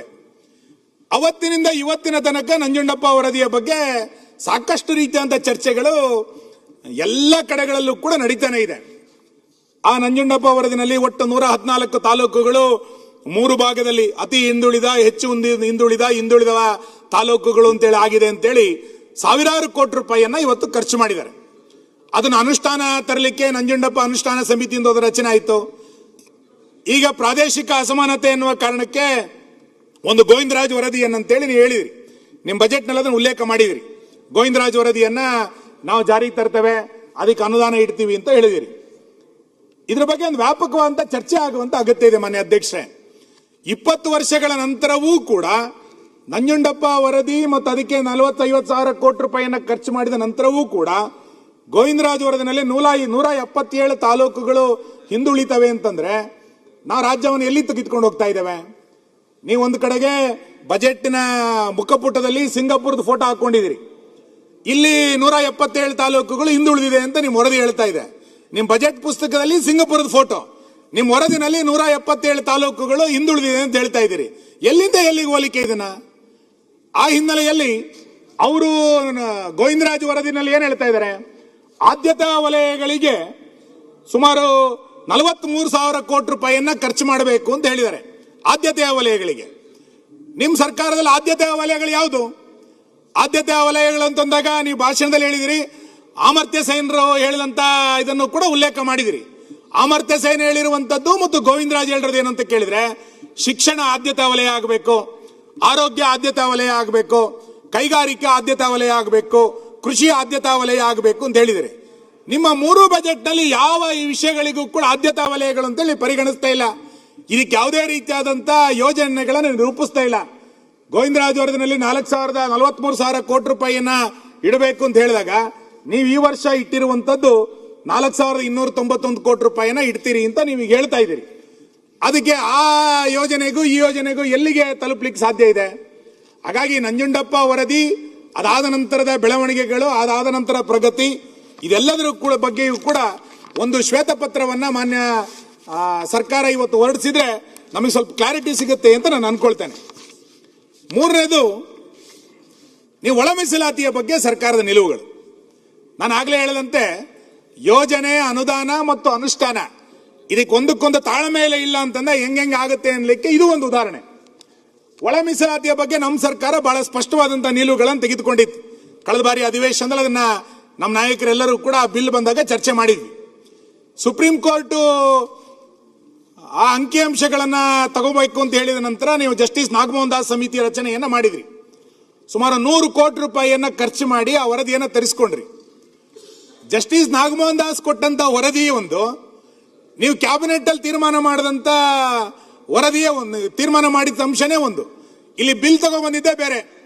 ಅವರು ಯಾವ 4 ಅಥವಾ 5 ಪಂಗಡಗಳನ್ನು ಮಾಡಬೇಕು ಒಳ ಮೀಸಲಾತಿಗೆ ಸಂಬಂಧಪಟ್ಟಂತೆ ಹೇಳಿದ್ರು, ಅದೆಲ್ಲದನ್ನು 100 ಕೋಟಿ ರೂಪಾಯಿ ಖರ್ಚು ಮಾಡಿ ರಚನೆ ಮಾಡಿದಂತ ಜಸ್ಟಿಸ್ ನಾಗಮೋಹನ್ ದಾಸ್ ವರದಿಯನ್ನ ಸೈಡಿಗಿಟ್ಟು ನೀವು 3 ಭಾಗಗಳನ್ನಾಗಿ ಮಾಡಿದ್ರಿ. ಅದಾದ ನಂತರ ಎಷ್ಟೆಷ್ಟು ದೊಡ್ಡ ಚರ್ಚೆಗಳಾಯ್ತು, ಅಲೆಮಾರಿಗಳಿಗೆ ಎಷ್ಟು ಸಮಸ್ಯೆ ಆಯಿತು ಅನ್ನುವಂಥದ್ದು ಗೊತ್ತಿದೆ. ನಿಮಗೆ ಗೊತ್ತಿದ್ದಂತೆ ನಮ್ಮ ದಕ್ಷಿಣ ಕನ್ನಡ ಉಡುಪಿ ಜಿಲ್ಲೆನಲ್ಲಿ ಆದಿ ದ್ರಾವಿಡರು ಅಂತ ಹೇಳುವಂತ ಸತ್ಯಸಾರಮಣಿಯನ್ನ ಪೂಜೆ ಮಾಡುವಂತ ಒಂದು ದೊಡ್ಡ ಸಮುದಾಯ ಇದೆ, ಪರಿಶಿಷ್ಟ ಜಾತಿದು. ಅವರಿಗೆ ಎಲ್ಲಿ ಸೇರಿಸಬೇಕು ಅಂತ ಹೇಳಲೇ ಇಲ್ಲ ನೀವು. ಆದಿ ದ್ರಾವಿಡರನ್ನ ನೀವು ಆ ಕಡೆ ಆದ್ರೂ ಹೋಗಿ ಈ ಕಡೆ ಆದ್ರೂ ಹೋಗಿ ಅಂತೇಳಿ ಸಮೀಕ್ಷೆಯಲ್ಲಿ ಹೇಳ್ಬಿಟ್ರು. ಅವ್ರು ಪ್ರತ್ಯೇಕ ಬೇಕು ಅಂತೇಳಿ ಬಯಸ್ತಾ ಇದ್ರು. ಇವ್ರು ಹೇಳಿದ್ರು ನೀವು ಎಡಕ್ಕಾದ್ರೂ ಹೋಗಿ ಬಲಕ್ಕಾದ್ರೂ ಹೋಗಿ ಅಂತ ಹೇಳಿ ಅವರನ್ನ ಎಲ್ಲರ ಜೊತೆಗೆ ಪೈಪೋಟಿ ಮಾಡ್ಲಿಕ್ಕೆ ಬಿಟ್ಟು ನಮ್ಮ ಜಿಲ್ಲೆಯಲ್ಲಿರುವಂತ ಸುಮಾರು 5-6 ಜಿಲ್ಲೆಗಳಲ್ಲಿರುವಂತ ಕರಾವಳಿ ಮತ್ತು ಮಲೆನಾಡಲ್ಲಿರುವಂತ ಸತ್ಯಸಾರಮಣಿಯನ್ನ ಪೂಜಿಸುವಂತ ಆದಿ ದ್ರಾವಿಡರು ಅಂತ ಹೇಳುವಂತ ಆ ಸಮುದಾಯಕ್ಕೆ ಈ ಸರ್ಕಾರ ಬಹಳ ದೊಡ್ಡ ಪ್ರಮಾಣದ ಅನ್ಯಾಯವನ್ನ ಒಳ ಮೀಸಲಾತಿಗೆ ಸಂಬಂಧಪಟ್ಟಂತೆ ಮಾಡಿದ್ರು. ಎರಡನೇದು, ಈಗ ಹೊಸ ನೇಮಕಾತಿಯ ಸಂದರ್ಭದಲ್ಲಿ ನಾವು 15% ಪರಿಗಣಿಸ್ತೀವಿ ಅಂತ ಹೇಳಿ ಹಿಂದೆ ಬಿಜೆಪಿ ಸರ್ಕಾರದನ್ನು ಒಪ್ಕೊಳ್ಳಿಲ್ಲ, ಜಸ್ಟಿಸ್ ನಾಗಮೋಹನ್ ದಾಸ್ ವರದಿಯನ್ನು ಕೂಡ ಒಪ್ಕೊಳ್ಳಿಲ್ಲ, ಬಿಲ್ ಮಾಡಿದ್ದನ್ನು ಕೂಡ ಸರ್ಕಾರ ಒಪ್ಕೊಳ್ಳಿಲ್ಲ. ಈಗ 15% ನಂತನೇ ನೇಮಕಾತಿ ಮಾಡ್ತೀವಿ ಅಂತ ಹೇಳಿ ಹೊರಟಿದ್ದಾರೆ. ಇದರ ಪರಿಣಾಮ ಇವತ್ತು ವಿಜಯವಾಣಿನಲ್ಲಿ ಒಂದು ವರದಿ ಬಂದಿದೆ ಮುಖಪುಟದಲ್ಲಿ, ರೋಸ್ಟರ್ ಇಕ್ಕಟ್ಟು ಎಷ್ಟು ದೊಡ್ಡ ಪ್ರಮಾಣದಲ್ಲಿ ಆಗಿದೆ ಅಂತ.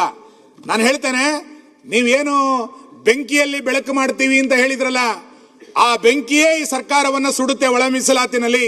ಇದನ್ನ ದಯಮಾಡಿ ಸರ್ಕಾರ ಅರ್ಥ ಮಾಡ್ಕೊಳ್ಬೇಕು. ನಿಮ್ಮ ಯೋಜನೆಗೂ ನಿಮ್ಮ ಅನುಷ್ಠಾನಕ್ಕೂ ತಾಳಮೇಳ ಇಲ್ಲಲೇ ಇರುವ ಪರಿಣಾಮಕ್ಕೆ ಈ ಎಲ್ಲ ಯೋಜನೆಗಳು ಕೂಡ ಇವತ್ತು ಹಳ್ಳ ಹಿಡಿಲಿಕ್ಕೆ ಇವತ್ತು ಮಾನ್ಯ ಅಧ್ಯಕ್ಷರೇ ಪ್ರಾರಂಭ ಆಗಿದೆ. ಇನ್ನು ರಾಜ್ಯದಲ್ಲಿರುವಂತ ರಾಷ್ಟ್ರೀಯ ಶಿಕ್ಷಣ ನೀತಿಯನ್ನ ನೀವು ವಿರೋಧ ಮಾಡಿಬಿಟ್ರಿ. ವಿರೋಧ ಮಾಡಿದ್ರಿ ಸರಿ, ನಿಮ್ಮ ಪಾರ್ಟಿ ಅಜೆಂಡಾ ಇರಬಹುದು, ನಂಗೆ ಗೊತ್ತಿಲ್ಲ. ವಿದ್ಯಾರ್ಥಿಗಳ ಬಗ್ಗೆ ಕಳಕಳಿ ಇಲ್ಲ, ನಿಮ್ಗೆ ವಿರೋಧ ಇರಬಹುದು. ರಾಜ್ಯ ಶಿಕ್ಷಣ ನೀತಿಯನ್ನ ಜಾರಿ ತರ್ತೀರಿ ಅಂತ ನೀವು ಹೇಳಿದ್ರಿ. ಎಲ್ಲಿ ಜಾರಿ ತಂದಿದ್ದೀರಿ?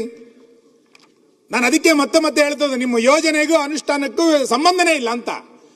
ಇವತ್ತಿನ ತನಕ ಈ ಸರ್ಕಾರ ಬಂದು 3 ವರ್ಷ ಆಯ್ತು. ರಾಷ್ಟ್ರೀಯ ಶಿಕ್ಷಣ ನೀತಿಯನ್ನ ಒಪ್ಕೊಳ್ಳಿಲ್ಲ ಅಂತ ಅಂದ್ಮೇಲೆ ರಾಜ್ಯ ಶಿಕ್ಷಣ ನೀತಿಯನ್ನಾದ್ರೂ ಕೂಡ ಹೇಳಬೇಕಾಗಿತ್ತು. ಆ ವರದಿಯನ್ನ 3700 ಪೇಜ್ ವರದಿಯನ್ನ ತರಿಸ್ಕೊಂಡಿದ್ರಿ. ಇವತ್ತಿನ ತನಕ ರಾಜ್ಯ ಸರ್ಕಾರಕ್ಕೆ ಅದರ ಬಗ್ಗೆ ಸ್ಪಷ್ಟತೆ ಇಲ್ಲ, ಏನ್ ಮಾಡಬೇಕು ಅನ್ನುವಂತ ಸ್ಪಷ್ಟತೆ ಇಲ್ಲ. ರಾಜ್ಯದ ವಿದ್ಯಾರ್ಥಿಗಳು ಯಾವ ನೀತಿಯ ಆಧಾರದಲ್ಲಿ ಶಿಕ್ಷಣವನ್ನು ಮಾಡಬೇಕು ಅಂತೇಳಿ ಇಲ್ಲಿಯ ತನಕ ಗೊತ್ತಿಲ್ಲ. ಇಂಥ ಪರಿಸ್ಥಿತಿಗೆ ಇವತ್ತು ಕರ್ನಾಟಕ ತಳ್ಳಲ್ಪಟ್ಟಿರುವಂತದ್ದು ಅತ್ಯಂತ ದುರಂತ ಅಂತ ನಾನು ಅನ್ಕೊಳ್ತೇನೆ. ಹಾಗಾಗಿ ಮಧುಸೂದನ್ ನಾಯಕನ ವರದಿ, ಒಳ ಮೀಸಲಾತಿ, ಇವತ್ತು ಪ್ರಾದೇಶಿಕ ಅಸಮಾನತೆಯಲ್ಲಿರುವಂತಹ ಗೋವಿಂದರಾಜ್ ಸಮಿತಿ, ಶಿಕ್ಷಣ ನೀತಿ, ಇವೆಲ್ಲವೂ ಕೂಡ ನಿಮ್ಮ ಯೋಜನೆಗೂ ಮತ್ತು ಅನುಷ್ಠಾನಕ್ಕೂ ಸಂಬಂಧ ಇಲ್ಲದಿರುವಂತಹ ವಾತಾವರಣವನ್ನ ಇವತ್ತಿನ ಈ ಸರ್ಕಾರ ಇವತ್ತು ಸೃಷ್ಟಿ ಮಾಡಿದೆ. ಮಾನ್ಯ ಅಧ್ಯಕ್ಷರೇ, ನಾನು ಆಗ್ಲೇ ಹೇಳಿದಂತೆ ಬೆಂಕಿಯಲ್ಲಿ ಬೆಳಕು ಅನ್ನುವಂತ ಶಬ್ದವನ್ನ ಬಳಸಿರುವಂತ ಈ ಸರ್ಕಾರ ಎಷ್ಟು ಸಮಸ್ಯೆಗಳಿಗೆ ಬೆನ್ನು ತೋರಿಸಿದೆ ಅಂತ. ನೀವು 21 ಬೇಡಿಕೆಗಳ ಮೇಲೆ ಚರ್ಚೆಯನ್ನು ನಾನು ಆಗ್ಲೇ ಹೇಳಿದೆ.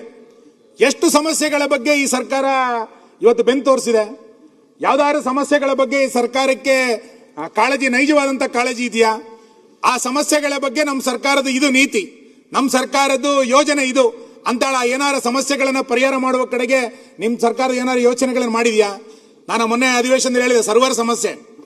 ಒಂದು ಸರ್ವರ್ ಸಮಸ್ಯೆಯನ್ನ ಸರಿ ಮಾಡ್ಲಿಕ್ಕೆ ಎಷ್ಟು ವರ್ಷ ಬೇಕು ಮಾನ್ಯ ಅಧ್ಯಕ್ಷ? ಗ್ರಾಮ ಪಂಚಾಯತಿಗಳಿಗೆ ಹೋದ್ರೆ ಸರ್ವರ್ ಇಲ್ಲ, ರಿಜಿಸ್ಟರ್ ಆಫೀಸ್ಗಳಿಗೆ ಹೋದ್ರೆ ಸರ್ವರ್ ಇಲ್ಲ, ತಾಲೂಕು ಆಫೀಸಿಗೆ ಹೋದ್ರೆ ಸರ್ವರ್ ಇಲ್ಲ, ರೇಷನ್ ಕಾರ್ಡ್ಗಳಿಗೆ ಹೋದ್ರೆ ಸರ್ವರ್ ಇಲ್ಲ. ಇಂಥ ಒಂದು ಪರಿಸ್ಥಿತಿಯನ್ನ ಈ ಸರ್ಕಾರ ಇವತ್ತು ಸೃಷ್ಟಿ ಮಾಡಿಬಿಟ್ಟಿದೆ. ಇದರ ಜೊತೆನಲ್ಲಿ 911 ಸಮಸ್ಯೆ ಗ್ರಾಮೀಣ ಪ್ರದೇಶದಲ್ಲಿ ನಮ್ಮ ಜಿಲ್ಲೆಯ ಜನ ಹೈರಾಣ ಆಗ್ಬಿಟ್ಟಿದ್ರಲ್ಲಿ. ನಾವು 11-12 ಜನ ಶಾಸಕರ ಮೀಟಿಂಗ್ ಮೇಲೆ ಮೀಟಿಂಗ್ ಮಾಡಿದ್ದು. ನಗರಾಭಿವೃದ್ಧಿ ಸಚಿವರನ್ನ, ಗ್ರಾಮೀಣಾಭಿವೃದ್ಧಿ ಸಚಿವರನ್ನ, ಕಂದಾಯ ಸಚಿವರನ್ನ, ಸಂಬಂಧಪಟ್ಟಂತ ಇಲಾಖೆಯವರನ್ನ ನೀವು ಎಷ್ಟು ಮೀಟಿಂಗ್ ಮಾಡಿದ್ರು ಕೂಡ 911 ಸಮಸ್ಯೆ ಇವತ್ತಿನ ತನಕ ಪರಿಹಾರ ಆಗ್ಲೇ ಇಲ್ಲ. ಜನ ಮನೆ ಕಟ್ಕೊಳ್ಬೇಕು, ನನ್ನ ಜಾಗವನ್ನು ರೆಕಾರ್ಡ್ ಮಾಡ್ಕೊಳ್ಬೇಕು ಅಂತಂದ್ರೆ ಇವತ್ತಿನ ತನಕ 9/11 ಸಮಸ್ಯೆ ಬಗೆಹರಿಸಲಾರಂತ ಪರಿಸ್ಥಿತಿಗೆ ಈ ಸರ್ಕಾರ ಇವತ್ತು ಬೆನ್ನು ತೋರಿಸಿದೆ. ಬೆಂಗಳೂರಿನ ಓಸಿ ಸಮಸ್ಯೆ, ನಾನೇ ಮಂತ್ರಿ ಆಗಿದ್ದಾಗ ಓಸಿಗೆ ಅವತ್ತು ಪರ್ಮಿಷನ್ ಅನ್ನು ಕೊಟ್ಬಿಟ್ಟಿದ್ವಿ. ಈಗ ಕೋರ್ಟ್ ಆರ್ಡರ್ ಅಂತ ಅನ್ಕೊಂಡು ಆ ಓಸಿ ಸಮಸ್ಯೆಯನ್ನು ಸೃಷ್ಟಿ ಮಾಡಿ ಆದ ಬೆಂಗಳೂರಿನ ಸಮಸ್ಯೆ ಬಂದಾಗ ನಮ್ಮೆಲ್ಲ ಶಾಸಕರು ಮಾತಾಡಿದ್ರು. ಎಷ್ಟು ಲಕ್ಷ ಜನರಿಗೆ ಇವತ್ತು ಸಮಸ್ಯೆ ಆಗಿದೆ. ಸರ್ಕಾರ ಇದನ್ನು ಪರಿಹಾರ ಮಾಡಬೇಕು ಅಂತೇಳಿ ನಿಮಗೇನಾರು ಅನ್ಸಿದ್ಯಾ? 6 ಲಕ್ಷ ಜನ. ಮಾನ್ಯ ಸಾರಿಗೆ ಸಚಿವರು ಇಲ್ಲಿದ್ದಾರೆ. ಟ್ಯಾಕ್ಸಿಗಳಿಗೆ ಪ್ಯಾನಿಕ್ ಬಟನ್ ಅಂತೇಳಿ ಒಂದು ಹೊಸ ಸೃಷ್ಟಿ ಮಾಡ್ತು. ಯಾರು ಟ್ಯಾಕ್ಸಿಗಳಿಗೆ ಹೋಗ್ತಾ ಇದ್ರೆ ಏನಾರು ಪ್ಯಾನಿಕ್ ಆದ್ರೆ ಒಂದು ಬಟನ್ ಅನ್ನು ಒತ್ತಬೇಕು, ಅದು ಪೊಲೀಸ್ ಸ್ಟೇಷನ್ ರಿಂಗ್ ಹೋಗಬೇಕು ಅಂತೇಳಿ ಒಂದು ಹೊಸ ತಂದ್ರೇನೆ ಬಟನ್ ಇರ್ಬೋದು. ಸಾರ್ವಜನಿಕ ದೃಷ್ಟಿಯಿಂದ ಒಳ್ಳೆಯ ವಿಷಯನೇ ಇರ್ಬೋದು. ಅದಕ್ಕೆ ಟ್ಯಾಕ್ಸಿ ಮಾಲಕರು ಎಷ್ಟು ಹಣ ಕಟ್ಟಬೇಕಾಗಿದೆ? ಇವತ್ತು 3,500 ರೂಪಾಯಿಗೆ ಸಿಗ್ತಾ ಇದ್ದಂತ ಪ್ಯಾನಿಕ್ ಬಟನ್ ಇವತ್ತು 13,000 15,000 ಕೊಡಬೇಕು ಅಂತ ಹೇಳಿದ್ರೆ ಆ ಟ್ಯಾಕ್ಸಿ ಮಾಲೀಕ ದುಡಿದು ಪ್ಯಾನಿಕ್ ಬಟನ್ಗೆ ದುಡಿಯೋದು, ತನ್ನ ಸಂಸಾರಕ್ಕೋಸ್ಕರ ಆ ಟ್ಯಾಕ್ಸಿ ಮಾಲೀಕ ದುಡಿಯೋದು, ಇದು ಅರ್ಥ ಆಗದಲ್ಲೇ ಇರುವಂತ ಸಮಸ್ಯೆ. FC ಅನ್ನ ರಿನ್ಯೂವಲ್ ಮಾಡಬೇಕು ಅಂತಂದ್ರೆ ಇದನ್ನ ಕಡ್ಡಾಯ ಮಾಡಿದಿರಿ. ನನಗೆ ಗೊತ್ತಿಲ್ಲ, ಟ್ಯಾಕ್ಸಿ ಮಾಲೀಕರ ನಂತರ ಬಂದಿದ್ರು, ಅವ್ರು ಹೇಳ್ತಾ ಇದ್ರು, ಸರ್ ಆ ಬಟನ್ ಒತ್ತಿದ್ರೆ, ಒಂದು ನಿಮಿಷ ನಾನು ಮುಗಿಸ್ತೀನಿ, ಆ ಬಟನ್ ಒತ್ತಿದ್ರೆ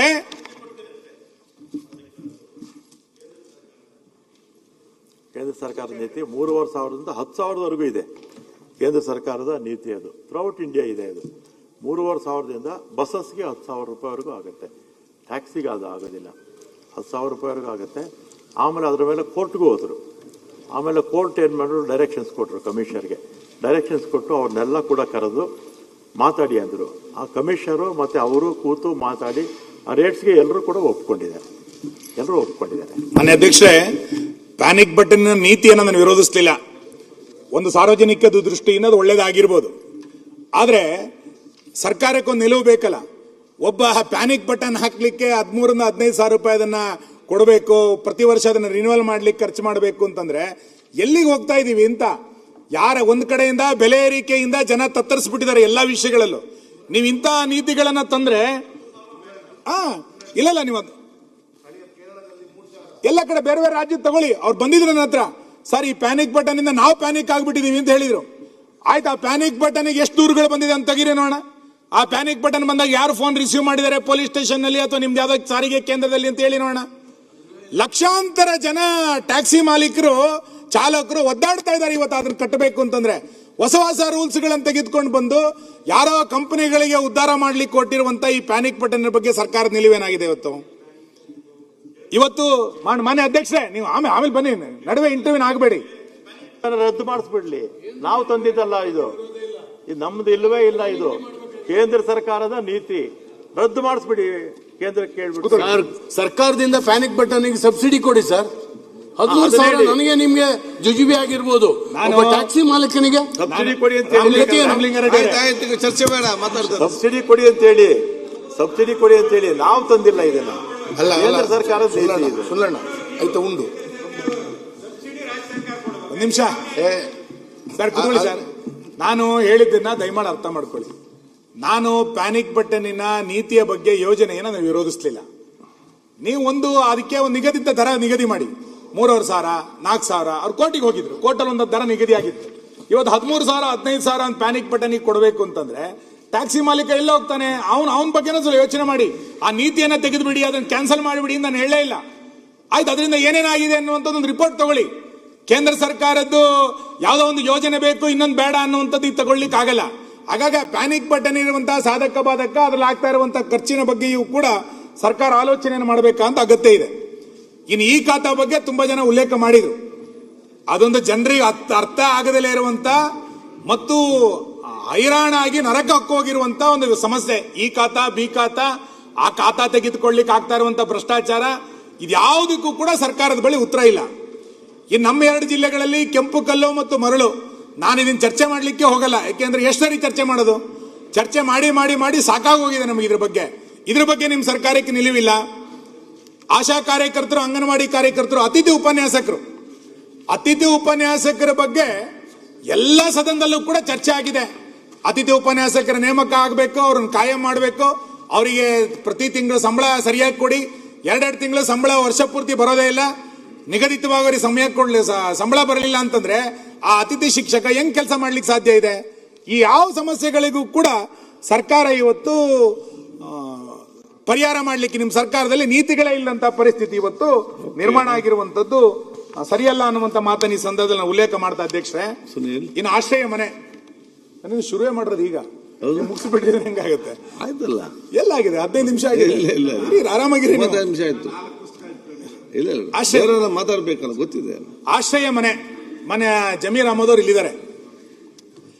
ಆಶ್ರಯ ಮನೆಯ ಬಗ್ಗೆ ನೀವು ಮಾತೆತ್ತಿದ್ರೆ ನಾವು ಸಾಮಾನ್ಯ ಜನರ ಪರ ಅಂತ ಹೇಳ್ತಾ ಇದ್ದೀರಿ. ಆಶ್ರಯ ಮನೆಗಳ ಬಗ್ಗೆ ನಿಮ್ಮ ನಿಲುವೇನಿದೆ? ಈ ಸರ್ಕಾರ ಬಂದ ನಂತರ ನೀವು ನಾಳೆ ಇವತ್ತು ಸಮಯ ತಗೊಳ್ಳಿ, 224 ವಿಧಾನಸಭಾ ಕ್ಷೇತ್ರಗಳಿಗೆ ಕಳೆದ 3 ವರ್ಷಗಳಲ್ಲಿ ಯಾವ್ಯಾವ ವಿಧಾನಸಭಾ ಕ್ಷೇತ್ರಗಳಿಗೆ ಎಷ್ಟು ಆಶ್ರಯ ಮನೆಗಳನ್ನು ಕೊಟ್ಟಿದ್ದೀರಿ ಅಂತ ಬಿಡುಗಡೆ ಮಾಡಿ. ನೀವು ಟೋಟಲ್ ಎಷ್ಟೋ ಬಿಡುಗಡೆ ಮಾಡಿದಿರಿ ಅಂದ್ರೆ ಹಂಗಾಗಲ್ಲ. ಇಡೀ ರಾಜ್ಯವನ್ನ ಒಂದು ಯೂನಿಟ್ ಆಗಿ ತೆಗೆದುಕೊಳ್ಬೇಕು ನೀವು. ಎಷ್ಟು ಆಶ್ರಯ ಮನೆಗಳನ್ನ, ಎಷ್ಟು ಅಂಬೇಡ್ಕರ್ ಮನೆಗಳನ್ನ, ಎಷ್ಟು ಆವಾಸ್ ಮನೆಗಳನ್ನ ನಿಮ್ ಸರ್ಕಾರ ಬಂದ ನಂತರ ಕೊಟ್ಟಿದೆ ಅಂತ ಹೇಳಿ ನೋಡೋಣ. ನಾನು 3 ವರ್ಷದಲ್ಲಿ ಈ ಬಾರಿ ಶಾಸಕನಾದ ನಂತರ ನನ್ನ ಕ್ಷೇತ್ರಕ್ಕೆ ಒಂದೇ ಒಂದು ಆಶ್ರಯ ಮನೆ ಬರಲಿಲ್ಲ. ನನ್ನಂತೆ ಬಹುಶಃ ಸಾಕಷ್ಟು ಜನ ಶಾಸಕರಿದ್ದಾರೆ. ಎಷ್ಟು ಆಶ್ರಯ ಮನೆಗಳನ್ನು ಕೊಟ್ಟಿದ್ದೀರಿ? ನಿಮ್ಮ ಆಶ್ರಯ ಮನೆಗೆ ಸಂಬಂಧಪಟ್ಟಂತೆ ನಿಮ್ಮ ವರದಿ ಏನ್ ಹೇಳ್ತದೆ ಅಂತ ಹೇಳ್ತೀನಿ ನಾನು. ಜಮೀರ್ ಅವರು ಅದನ್ನು ಓದಿ ದಯಮಾಡಿ. ಒಂದು ನಿಮಿಷ ಬೇಡ. ನೀವೇ ಕೊಟ್ರ ವರದಿ, ನಿಮ್ದೇ ಪುಸ್ತಕ, ನಂದಲ್ಲ ಪುಸ್ತಕ ಇದು, ಇದೇ ನಿಮ್ದೇ ಪುಸ್ತಕ. ಆ ಆಶ್ರಯ ಮನೆಗಳಲ್ಲಿ ನಿಮ್ಮ ಆರ್ಥಿಕ ಸಮೀಕ್ಷೆ ನೀವು 2020 ಪ್ರಾರಂಭ ಮಾಡಿ 2026 ತನಕ ನೀವೇನ್ ಹೇಳ್ತೀರಿ ಅಂದ್ರೆ 1,15,000 ಮನೆಗಳನ್ನ ಗುರಿಯನ್ನ ಹೊಂದಲಾಗಿತ್ತು ಅಂತ ಹೇಳಿ, ಒಟ್ಟು ಸಾಧನೆ ಎಷ್ಟು ಅಂತ ಕೇಳಿದ್ರೆ 46,960 ಮನೆಗಳನ್ನ ನೀವು ಸಾಧನೆ ಮಾಡಿದಿರಿ. ಮೋರ್ ದನ್ 50% ನೀವು ಬರಲೇ ಇಲ್ಲ, ಕಂಪ್ಲೀಟೇ ಮಾಡಲಿಲ್ಲ. ಇನ್ನು ಈ ಮಾತಾಡ್ತಿದ್ರೆ ನಾವು ಆಶ್ರಯ ಮನೆಗಳ ಬಗ್ಗೆ ನಮಗೆ ಕಾಳಜಿ ಇದೆ, ನಾವು ಜನಪರವಾಗಿದ್ದೀವಿ ಎನ್ನುವಂತ ಮಾತುಗಳನ್ನ ನೀವು ಹೇಳಲಿಕ್ಕೆ ಶುರು ಮಾಡಿದ್ವಿ. ಇವತ್ತು ಪ್ರಜಾವಾಣಿನಲ್ಲಿ ಒಂದು ಹೇಳಿಕೆ ಬಂದಿದೆ, ಒಂದು ಸ್ಟೇಟ್ಮೆಂಟ್ ಬಂದಿದೆ ನೋಡಿ. SCP TSP ಯೋಜನೆಗಳನ್ನ ಗ್ಯಾರಂಟಿ ಯೋಜನೆಗಳಿಗೆ ನೀವು ವರ್ಗಾಯಿಸ್ತಿದ್ದೀರಿ ಅಂತೇಳಿ ಪದೇ ನಾವು ಹೇಳ್ತಾ ಇದ್ವಿ. ಈ ವರ್ಷನೂ ಕೂಡ ಸುಮಾರು 14,000 ಕೋಟಿ ರೂಪಾಯಿಯನ್ನ ವರ್ಗಾವಣೆ ಮಾಡಿದ್ದಾರೆ ಅಂತೇಳಿ ಆ ವರದಿ ಹೇಳ್ತಾ ಇದೆ. ಕಳೆದ 3 ವರ್ಷದಲ್ಲಿ ಹತ್ತತ್ರ 40,000 ಕೋಟಿ ರೂಪಾಯಿಯನ್ನ ವರ್ಗಾವಣೆ ಮಾಡಿದ್ರಿ ಗ್ಯಾರಂಟಿ ಯೋಜನೆಗಳಿಗೆ. ಈ ವರ್ಷದಲ್ಲೂ ಕೂಡ 14,000 ಕೋಟಿ ರೂಪಾಯಿಯನ್ನ ವರ್ಗಾವಣೆ ಮಾಡಿದ್ದಾರೆ ಎನ್ನುವಂಥದ್ದನ್ನ ಪತ್ರಿಕೆ ವರದಿ ಮಾಡಿದೆ. ಅಂದ್ರೆ ನಿಮ್ಮ ಸರ್ಕಾರದ ಯಾವ್ದಾವುದೋ ಯೋಜನೆಗಳಿಗೆ ನೀವು ಗ್ಯಾರಂಟಿ ಯೋಜನೆಗಳಿಗೆ, ಇನ್ಯಾವುದೋ ಯೋಜನೆಗಳಿಗೆ SCP TSP ಹಣವನ್ನ ಬಳಸ್ತೀರಿ ಅಂತಂದ್ರೆ ಆ ಸಮುದಾಯದ ಹಿತವನ್ನ ನೀವು ಕಾಪಾಡಲೇ ಇಲ್ಲ ಅಂತ 6-7 ಜನ ಸಮುದಾಯವನ್ನ ಪ್ರತಿನಿಧಿಸುವಂತ ಸಚಿವರುಗಳಿದ್ದೀರಿ ನೀವು. ಒಳ ಮೀಸಲಾತಿ ಬಗ್ಗೆ ನಿಮಗೆ ಆ ಸಮುದಾಯವನ್ನ ಪ್ರತಿನಿಧಿಸಲ್ಲ. ಗ್ಯಾರಂಟಿ ಯೋಜನೆಗಳಿಗೆ ನಿಮ್ದೇ ಹಣ ದುರ್ಬಳಕೆ ಆಗ್ತಾ ಇದ್ರು ಕೂಡ ನೀವು ಅದಕ್ಕೆ ಸ್ಪಂದನ ಕೊಡೋದಿಲ್ಲ ಅಂತಂದ್ರೆ ಈ ಸರ್ಕಾರದ ಆದ್ಯತೆ ಯಾವ್ದಾಗಾರೆ? ನಿಮ್ ಸರ್ಕಾರಕ್ಕೆ ಆದ್ಯತೆ ಯಾವುದು? ಯಾವ ಯೋಜನೆಗೆ, ಸಮಸ್ಯೆಗಳಿಗೆ ನೀವು ಅಟೆಂಡ್ ಮಾಡ್ತಾ ಇದ್ರಿ, ಅಡ್ರೆಸ್ ಮಾಡ್ತಾ ಇದ್ರಿ ಅಂತಾನೆ ಗೊತ್ತಿಲ್ಲ. ಬೆಂಕ್ ತೋರಿಸ್ಕೊಂಡು ಓಡಾಡ್ಲಿಕ್ಕೆ ಇವತ್ತು ಪ್ರಾರಂಭ ಮಾಡಿದಿರಿ. ಹಾಗಾಗಿ ಈ ಎಲ್ಲ ಸಮಸ್ಯೆಗಳ ಬೆಂಕಿಗೆ, ಈ ಎಲ್ಲ ಸಮಸ್ಯೆಗಳಿಗೆ ಜನ ಏನು ಬೆಂಕಿಯಿಂದ ಸಾಯ್ತಾ ಇದ್ದಾರೆ ಅಂತ ಸಮಸ್ಯೆಗಳ ಬೆಂಕಿಗೆ ನೀವು ಬೆಳಕಾಗಬೇಕಾಗಿತ್ತು. ಇದ್ಯಾವುದಕ್ಕೂ ಕೂಡ ಬೆಳಕಾಗುವಂತ ಪ್ರವೃತ್ತಿಯನ್ನ ನಿಮ್ಮ ಸರ್ಕಾರದ ನೀತಿಗಳಲ್ಲಿ ನೀವು ತೋರಿಸ್ತಿಲ್ಲ ಮಾನ್ಯ ಅಧ್ಯಕ್ಷರೇ. ಇನ್ನು ನಾನು ಇದರಲ್ಲಿ ರಾಜಕಾರಣ ಮಾಡ್ಲಿಕ್ಕೆ ಹೋಗೋದಿಲ್ಲ. ನಾನು ಬಹಳ ಕಳಕಳಿಯಿಂದ ಹೇಳೋದೇನು ಅಂತ ಕೇಳಿದ್ರೆ, ರಾಜ್ಯದಲ್ಲಿ ಕಳೆದ ನೀವು ಸಾಕಷ್ಟು 3 ವರ್ಷಗಳಿಂದ ನೀವು ಪ್ರಣಾಳಿಕೆಯಲ್ಲಿ ಅವತ್ತು ಘೋಷಣೆ ಮಾಡಿಬಿಟ್ರಿ ಎನ್ನುವ ಕಾರಣಕ್ಕೆ ಗ್ಯಾರಂಟಿ ಯೋಜನೆಗಳನ್ನು ನೀವು ಘೋಷಣೆ ಮಾಡಿದ್ರಿ. ನಾವು ಅದನ್ನು ಸ್ವಾಗತ ಮಾಡಿದ್ವಿ. ಸರಿಯಾಗಿ ಜಾರಿಗೆ ತನ್ನಿ ಅಂತ ನಾವು ಹೇಳಿದ್ವಿ ಅಷ್ಟೇ. ರಾಜ್ಯವನ್ನ ಸಬ್ಸಿಡಿ ಸಂಸ್ಕೃತಿ ಬೆಳೆಸ್ಲಿಕ್ಕೆ ಹೊರಟ್ಬಿಟ್ಟಿದ್ದೀರಾ. ಸುನಿಲಣ್ಣ, ಸ್ವಲ್ಪ ಆಶ್ರಯ ಮನೆಗಳು ಆಮೇಲೆ ಕೂಡ ಮುಗಿಸ್ಬಿಡ್ತೀನಿ. ಸಬ್ಸಿಡಿ ಸಂಸ್ಕೃತಿಗೆ ರಾಜ್ಯವನ್ನ ತಳ್ತಾ ಇದ್ದೀರಾ.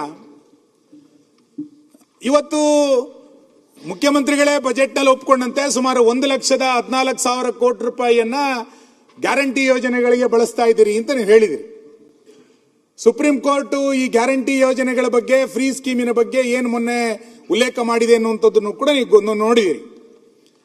ಯಾರಿಗೆ ಸಬ್ಸಿಡಿಯ ಕಾರಣಕ್ಕೆ ನಮ್ಮ ಪಾರ್ಟಿಯ ಅಂತ್ಯೋದಯದ ಕಲ್ಪನೆ ಇತ್ತು, ಯಾರಿಗೆ ದೀನ್ ದಯಾಳ್ ಅವರು ಹೇಳಿದ್ರು ಅಂತ್ಯೋದಯದ ಕಲ್ಪನೆ ಏನು ಅಂತ ಕೇಳಿದ್ರೆ, ಕಟ್ಟಕಡೆಯಲ್ಲಿರುವಂತಹ ವ್ಯಕ್ತಿಗೂ ಕೂಡ ಸರ್ಕಾರದ ಯೋಜನೆಗಳು ಕೂಡ ತಲುಪಬೇಕು ಅಂತ.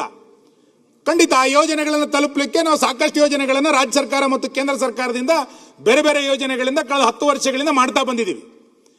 ಈಗ ನೀವು ನಿಮ್ಮ ಸರ್ವೆಯಲ್ಲಿ ಹೇಳುವ ಪ್ರಕಾರ ಸುಮಾರು 14% ಹಣವನ್ನ ಈ ರೀತಿ ಸಬ್ಸಿಡಿ ಸ್ಕೀಮ್ಗಳಿಗೆ ನೀವು ಬಳಸ್ಕೊಳ್ತಾ ಇರುವಂತದ್ದು. ಇದರಿಂದ ದೂರಗಾಮಿ ಪರಿಣಾಮಗಳೇನಾಗುತ್ತೆ ರಾಜ್ಯದಲ್ಲಿ?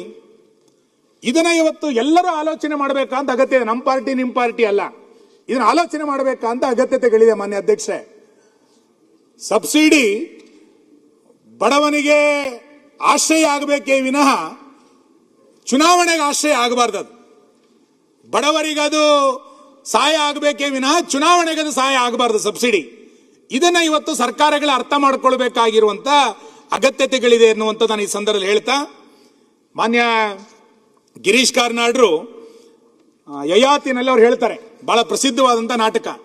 ಅದರಲ್ಲಿ ಅವ್ರು ಏನು ಹೇಳ್ತಾರೆ, ಭಾರಿ ಪ್ರಸಿದ್ಧವಾಗಿರುವಂಥ ಸಾಲುಗಳೇನು ಅಂತ ಕೇಳಿದ್ರೆ, ಕತ್ತಲೆಯ ದಾರಿಯಲ್ಲಿ ಬೇಕಾದರೂ ಸಾಗಬಹುದು, ಆದರೆ ಕನಸುಗಳಿಲ್ಲದಂಥ ದಾರಿಯಲ್ಲಿ ನಡೆಯೋದು ಕಷ್ಟ ಅನ್ನುವಂಥದ್ದನ್ನ ಗಿರೀಶ್ ಕಾರ್ನಾಡ್ ಹೇಳಿದರು. ವ್ಯಕ್ತಿಗಳಿಗೆ ಕನಸುಗಳನ್ನು ಕೊಡಿ, ಕನಸುಗಳನ್ನು ಕೊಟ್ಟರೆ ಅವ್ನು ನಡೀಲಿಕ್ಕೆ ಸಾಧ್ಯ ಇದೆ ಅನ್ನುವಂಥ ಮಾತನ್ನ ಬಹಳ ಸುಂದರವಾಗಿ ಗಿರೀಶ್ ಕಾರ್ನಾಡ್ ಹೇಳಿದ್ದನ್ನ ಬೇರೆ ಬೇರೆ ಸಂದರ್ಭದಲ್ಲಿ ತುಂಬಾ ಜನ ಉಲ್ಲೇಖ ಮಾಡ್ತಾರೆ. ಇವತ್ತು ಹೆಚ್ಚು ಹೆಚ್ಚು ಸಬ್ಸಿಡಿಗಳನ್ನ ಕೊಟ್ಟು ಜನರನ್ನ ಅವಲಂಬಿಸಾಗಿರುವಂಥದ್ದು ಕೂಡ ಕನಸುಗಳಿಲ್ಲದಂತ ದಾರಿಗಳಲ್ಲಿ ಅವರನ್ನ ಪ್ರಚೋದಿಸುವಂತಾಗುವ ರೀತಿಯಲ್ಲಿ ಸರ್ಕಾರ ನಡ್ಕೊಳ್ತಾ ಇರುವಂತದ್ದು ಒಂದು ಮರುಚಿಂತನೆಗೆ ಒಳಗಾಗಬೇಕು ಅನ್ನುವಂಥದ್ದನ್ನು ಈ ಸಂದರ್ಭದಲ್ಲಿ ಹೇಳ್ತಾ, ರಾಜ್ಯ ಮನೆ ಸಭಾಧ್ಯಕ್ಷರೇ, ಕೃಷ್ಣ ಬೈರೇಗೌಡ ಒಂದು ನಿಮಿಷ. ಇವರು ಸಬ್ಸಿಡಿ ಬಗ್ಗೆ, ಗ್ಯಾರಂಟಿ ಬಗ್ಗೆ ತುಂಬಾ ವಿವರವಾಗಿ ಹೇಳ್ತಾ ಇದ್ದಾರೆ.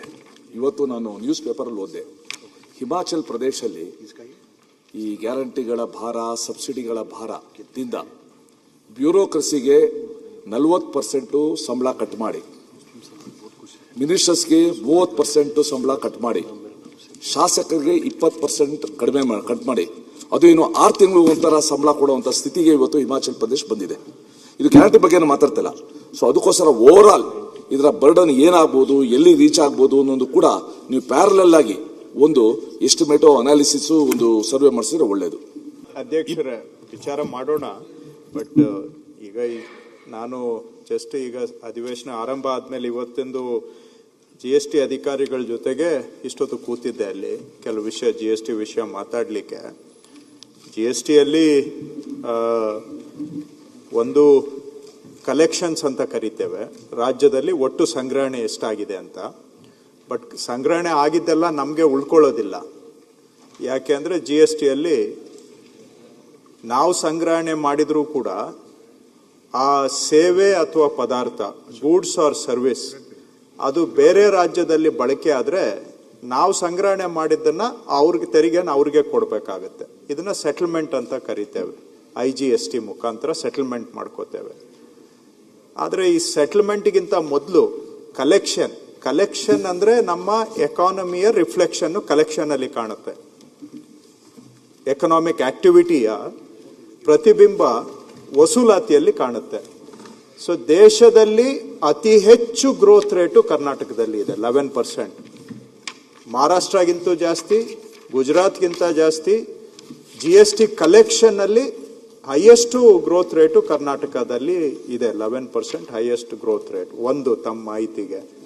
ಎರಡನೇದು ಕೂಡ ತಮ್ಗೆ ಹೇಳುವಂತಹದ್ದು, ಪರ್ ಕ್ಯಾಪಿಟಾ ಇನ್ಕಮ್ ದೇಶದಲ್ಲಿ ತಲೆ ಆದಾಯ ತಗೊಂಡ್ರೆ ತಲೆ ಆದಾಯದಲ್ಲಿ ಕರ್ನಾಟಕ ಇವತ್ತು ನಂಬರ್ 1 ಸ್ಥಾನದಲ್ಲಿ ಇದೆ ದೇಶದಲ್ಲಿ ಪರ್ ಕ್ಯಾಪಿಟಾ ಇನ್ಕಮ್ ಅಲ್ಲಿ. ಎಲ್ಲರಿಗೂ ಆದಾಯ ಬರ್ತಾ ಇದೆ ಅಂತ ಹೇಳೋದಿಲ್ಲ, ಬಟ್ ಆವರೇಜ್ ನೋಡಿದಾಗ ಪ್ರಪಂಚದಲ್ಲೇ ಈ ಪರ್ ಕ್ಯಾಪಿಟಾ ಇನ್ಕಮ್ಮು ಆರ್ಥಿಕ ಪ್ರಗತಿ, ಆರ್ಥಿಕ ಸ್ಥಿತಿಗತಿಯ ಒಂದು ಪ್ರತಿಬಿಂಬ.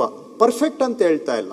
ಇನ್ the absence of a perfect equation or a reflection, we all use per capita income. So ಎರಡು ಉದಾಹರಣೆ. ಒಂದು, GST ಬೆಳವಣಿಗೆ ದರ ನೋಡಿದಾಗ ಕರ್ನಾಟಕ ಕಲೆಕ್ಷನ್ ಅಲ್ಲಿ ನಂಬರ್ 1 ಸ್ಥಾನದಲ್ಲಿದೆ. ಎರಡನೇದು ಪರ್ ಕ್ಯಾಪಿಟಾ ಇನ್ಕಮ್ ನೋಡಿದಾಗ್ಲೂ ಇದೆ. ಆದ್ರೆ ತಾವು ಹೇಳ್ತಾ ಇದ್ದೀರಾ ಭವಿಷ್ಯದಲ್ಲಿ ಇದರ ಏನಾಗ್ಬಹುದು ಅನ್ನೋದನ್ನ ವಿಚಾರ ಮಾಡಿ ಅಂತ. ಖಂಡಿತ ಇದ್ರ ಬಗ್ಗೆ ಇದೆ, ಬಟ್ ಕರ್ನಾಟಕ ಎಕಾನಮಿ ಚೆನ್ನಾಗಿ ನಡೀತಾ ಇದೆ. ಅಂಡ್ ನಾವು ಈಗ ಈ ರೇಟ್ಗಳನ್ನೆಲ್ಲ ಕೇಂದ್ರ ಸರ್ಕಾರ GST ಅಲ್ಲಿ ಬದಲಾವಣೆ ಮಾಡಿದ ಮೇಲೆ ಎಲ್ಲ ರಾಜ್ಯಗಳಲ್ಲೂ ಆದಾಯ ಕುಸಿತ ಆಯಿತು, ನಮ್ಮಲ್ಲೂ ಕುಸಿತ ಆಯಿತು. ಆದರೆ ಅದರಲ್ಲೂ ಕೂಡ Karnataka performed better than other states despite a shock. So ಇವೆಲ್ಲ ಕೆಲವು ಅನೆಕ್ಡೋಟಲ್ ಉದಾಹರಣೆಗಳನ್ನು ತಮಗೆ ಕೊಡ್ತಾ ಇದ್ದೇನೆ. These are all reflections of the strength of Karnataka economy. So ನಮ್ಮದು ಎಕಾನಮಿ ಬೇರೆ ರಾಜ್ಯಗಳಿಗಿಂತ ಚೆನ್ನಾಗಿದೆ ಅನ್ನೋದಕ್ಕೆ. ಬಟ್ ನಾವು ಮಿಡ್ ಟರ್ಮ್ ಫಿಸ್ಕಲ್ ಫೋರ್ಕಾಸ್ಟಿಂಗು ಮಾಡಿದ್ದೇವೆ. ನಿಮಗೂ ಗೊತ್ತು, ಕಾನೂನು ಪ್ರಕಾರ ಕಡ್ಡಾಯವಾಗಿ ನಾವು ಮಿಡ್ ಟರ್ಮ್ ಫಿಸ್ಕಲ್ ಸ್ಟ್ರೆಂತ್ ಅನ್ನು ಅಸೆಸ್ ಮಾಡಬೇಕು, long term fiscal strength assess ಮಾಡಬೇಕು. ಅದೆಲ್ಲವರ ಕಡೆಗೂ ಕೂಡ we are mindful of the challenges in the future, but we are maintaining the balance also, fiscal balance and fiscal health of Karnataka also, Adhyaksha. ಮೊನ್ನೆ ಅಧ್ಯಕ್ಷೆ, ನಾನು ಏನು ಹೇಳ್ತಾ ಇದ್ದೆ ಅಂತ ಕೇಳಿದ್ರೆ, ಬೇರೆ ಬೇರೆ ಸಂದರ್ಭಗಳಲ್ಲಿ ನಾವೆಲ್ಲರೂ, ನಾವು ನೀವು ಅಂತೇನಿಲ್ಲ, ಎಲ್ಲರೂ ಕರ್ನಾಟಕದಲ್ಲಿ ವಿಪುಲವಾದಂಥ ಅವಕಾಶಗಳಿದೆ, ಅಣೆಕಟ್ಟೆಗಳಿದೆ, ಏರ್ಪೋರ್ಟ್ಗಳಿದೆ, ಕೈಗಾರಿಕೆಗಳು ಬರ್ತಾ ಇದೆ, ಹಿಂಗೆಲ್ಲ ಬೇರೆ ಬೇರೆ ಸಂದರ್ಭದಲ್ಲಿ ಹೇಳ್ತಾ ಹೋಗ್ತೀವಿ. ತನ್ನ ಬಜೆಟ್ನಲ್ಲಿ 14% ಅನ್ನ ಸಬ್ಸಿಡಿಗೆ ನಾವು ಖರ್ಚು ಮಾಡ್ತಾ ಇದೀವಿ ಅಂತಂದ್ರೆ ಎಲ್ಲರೂ ಒಂದು ಕಡೆ ಇದರ ದೂರಗಾಮಿ ಆಲೋಚನೆಗಳನ್ನು ಇವತ್ತು ಸರ್ಕಾರ ಮಾಡಲೇಬೇಕು. ಸೊ ಈ ಹಿನ್ನೆಲೆಯಲ್ಲಿ ನಾನು ಅದಕ್ಕೆ ಹೇಳಿದ್ದು, ಸಬ್ಸಿಡಿ ಎನ್ನುವಂಥದ್ದು ಬಡವನ ಕಣ್ಣೀರು ಒರೆಸಬೇಕೇ ವಿನ ಚುನಾವಣೆಯ ವಸ್ತು ಆಗಬಾರದು. ಸೊ ಈ ಹಿನ್ನೆಲೆಯಲ್ಲಿ ಸರ್ಕಾರದ ಚಿಂತನೆ ಬಹಳ ಅಗತ್ಯ ಇದೆ ಅನ್ನೋದನ್ನ ಈ ಸಂದರ್ಭದಲ್ಲಿ ಹೇಳ್ತಾ, ಮಾನ್ಯ ಸದಸ್ಯರು ಒಪ್ಪಿದ್ರೆ ಒಂದು ನಿಮಿಷ, ರಾಜಕೀಯಕ್ಕಲ್ಲ.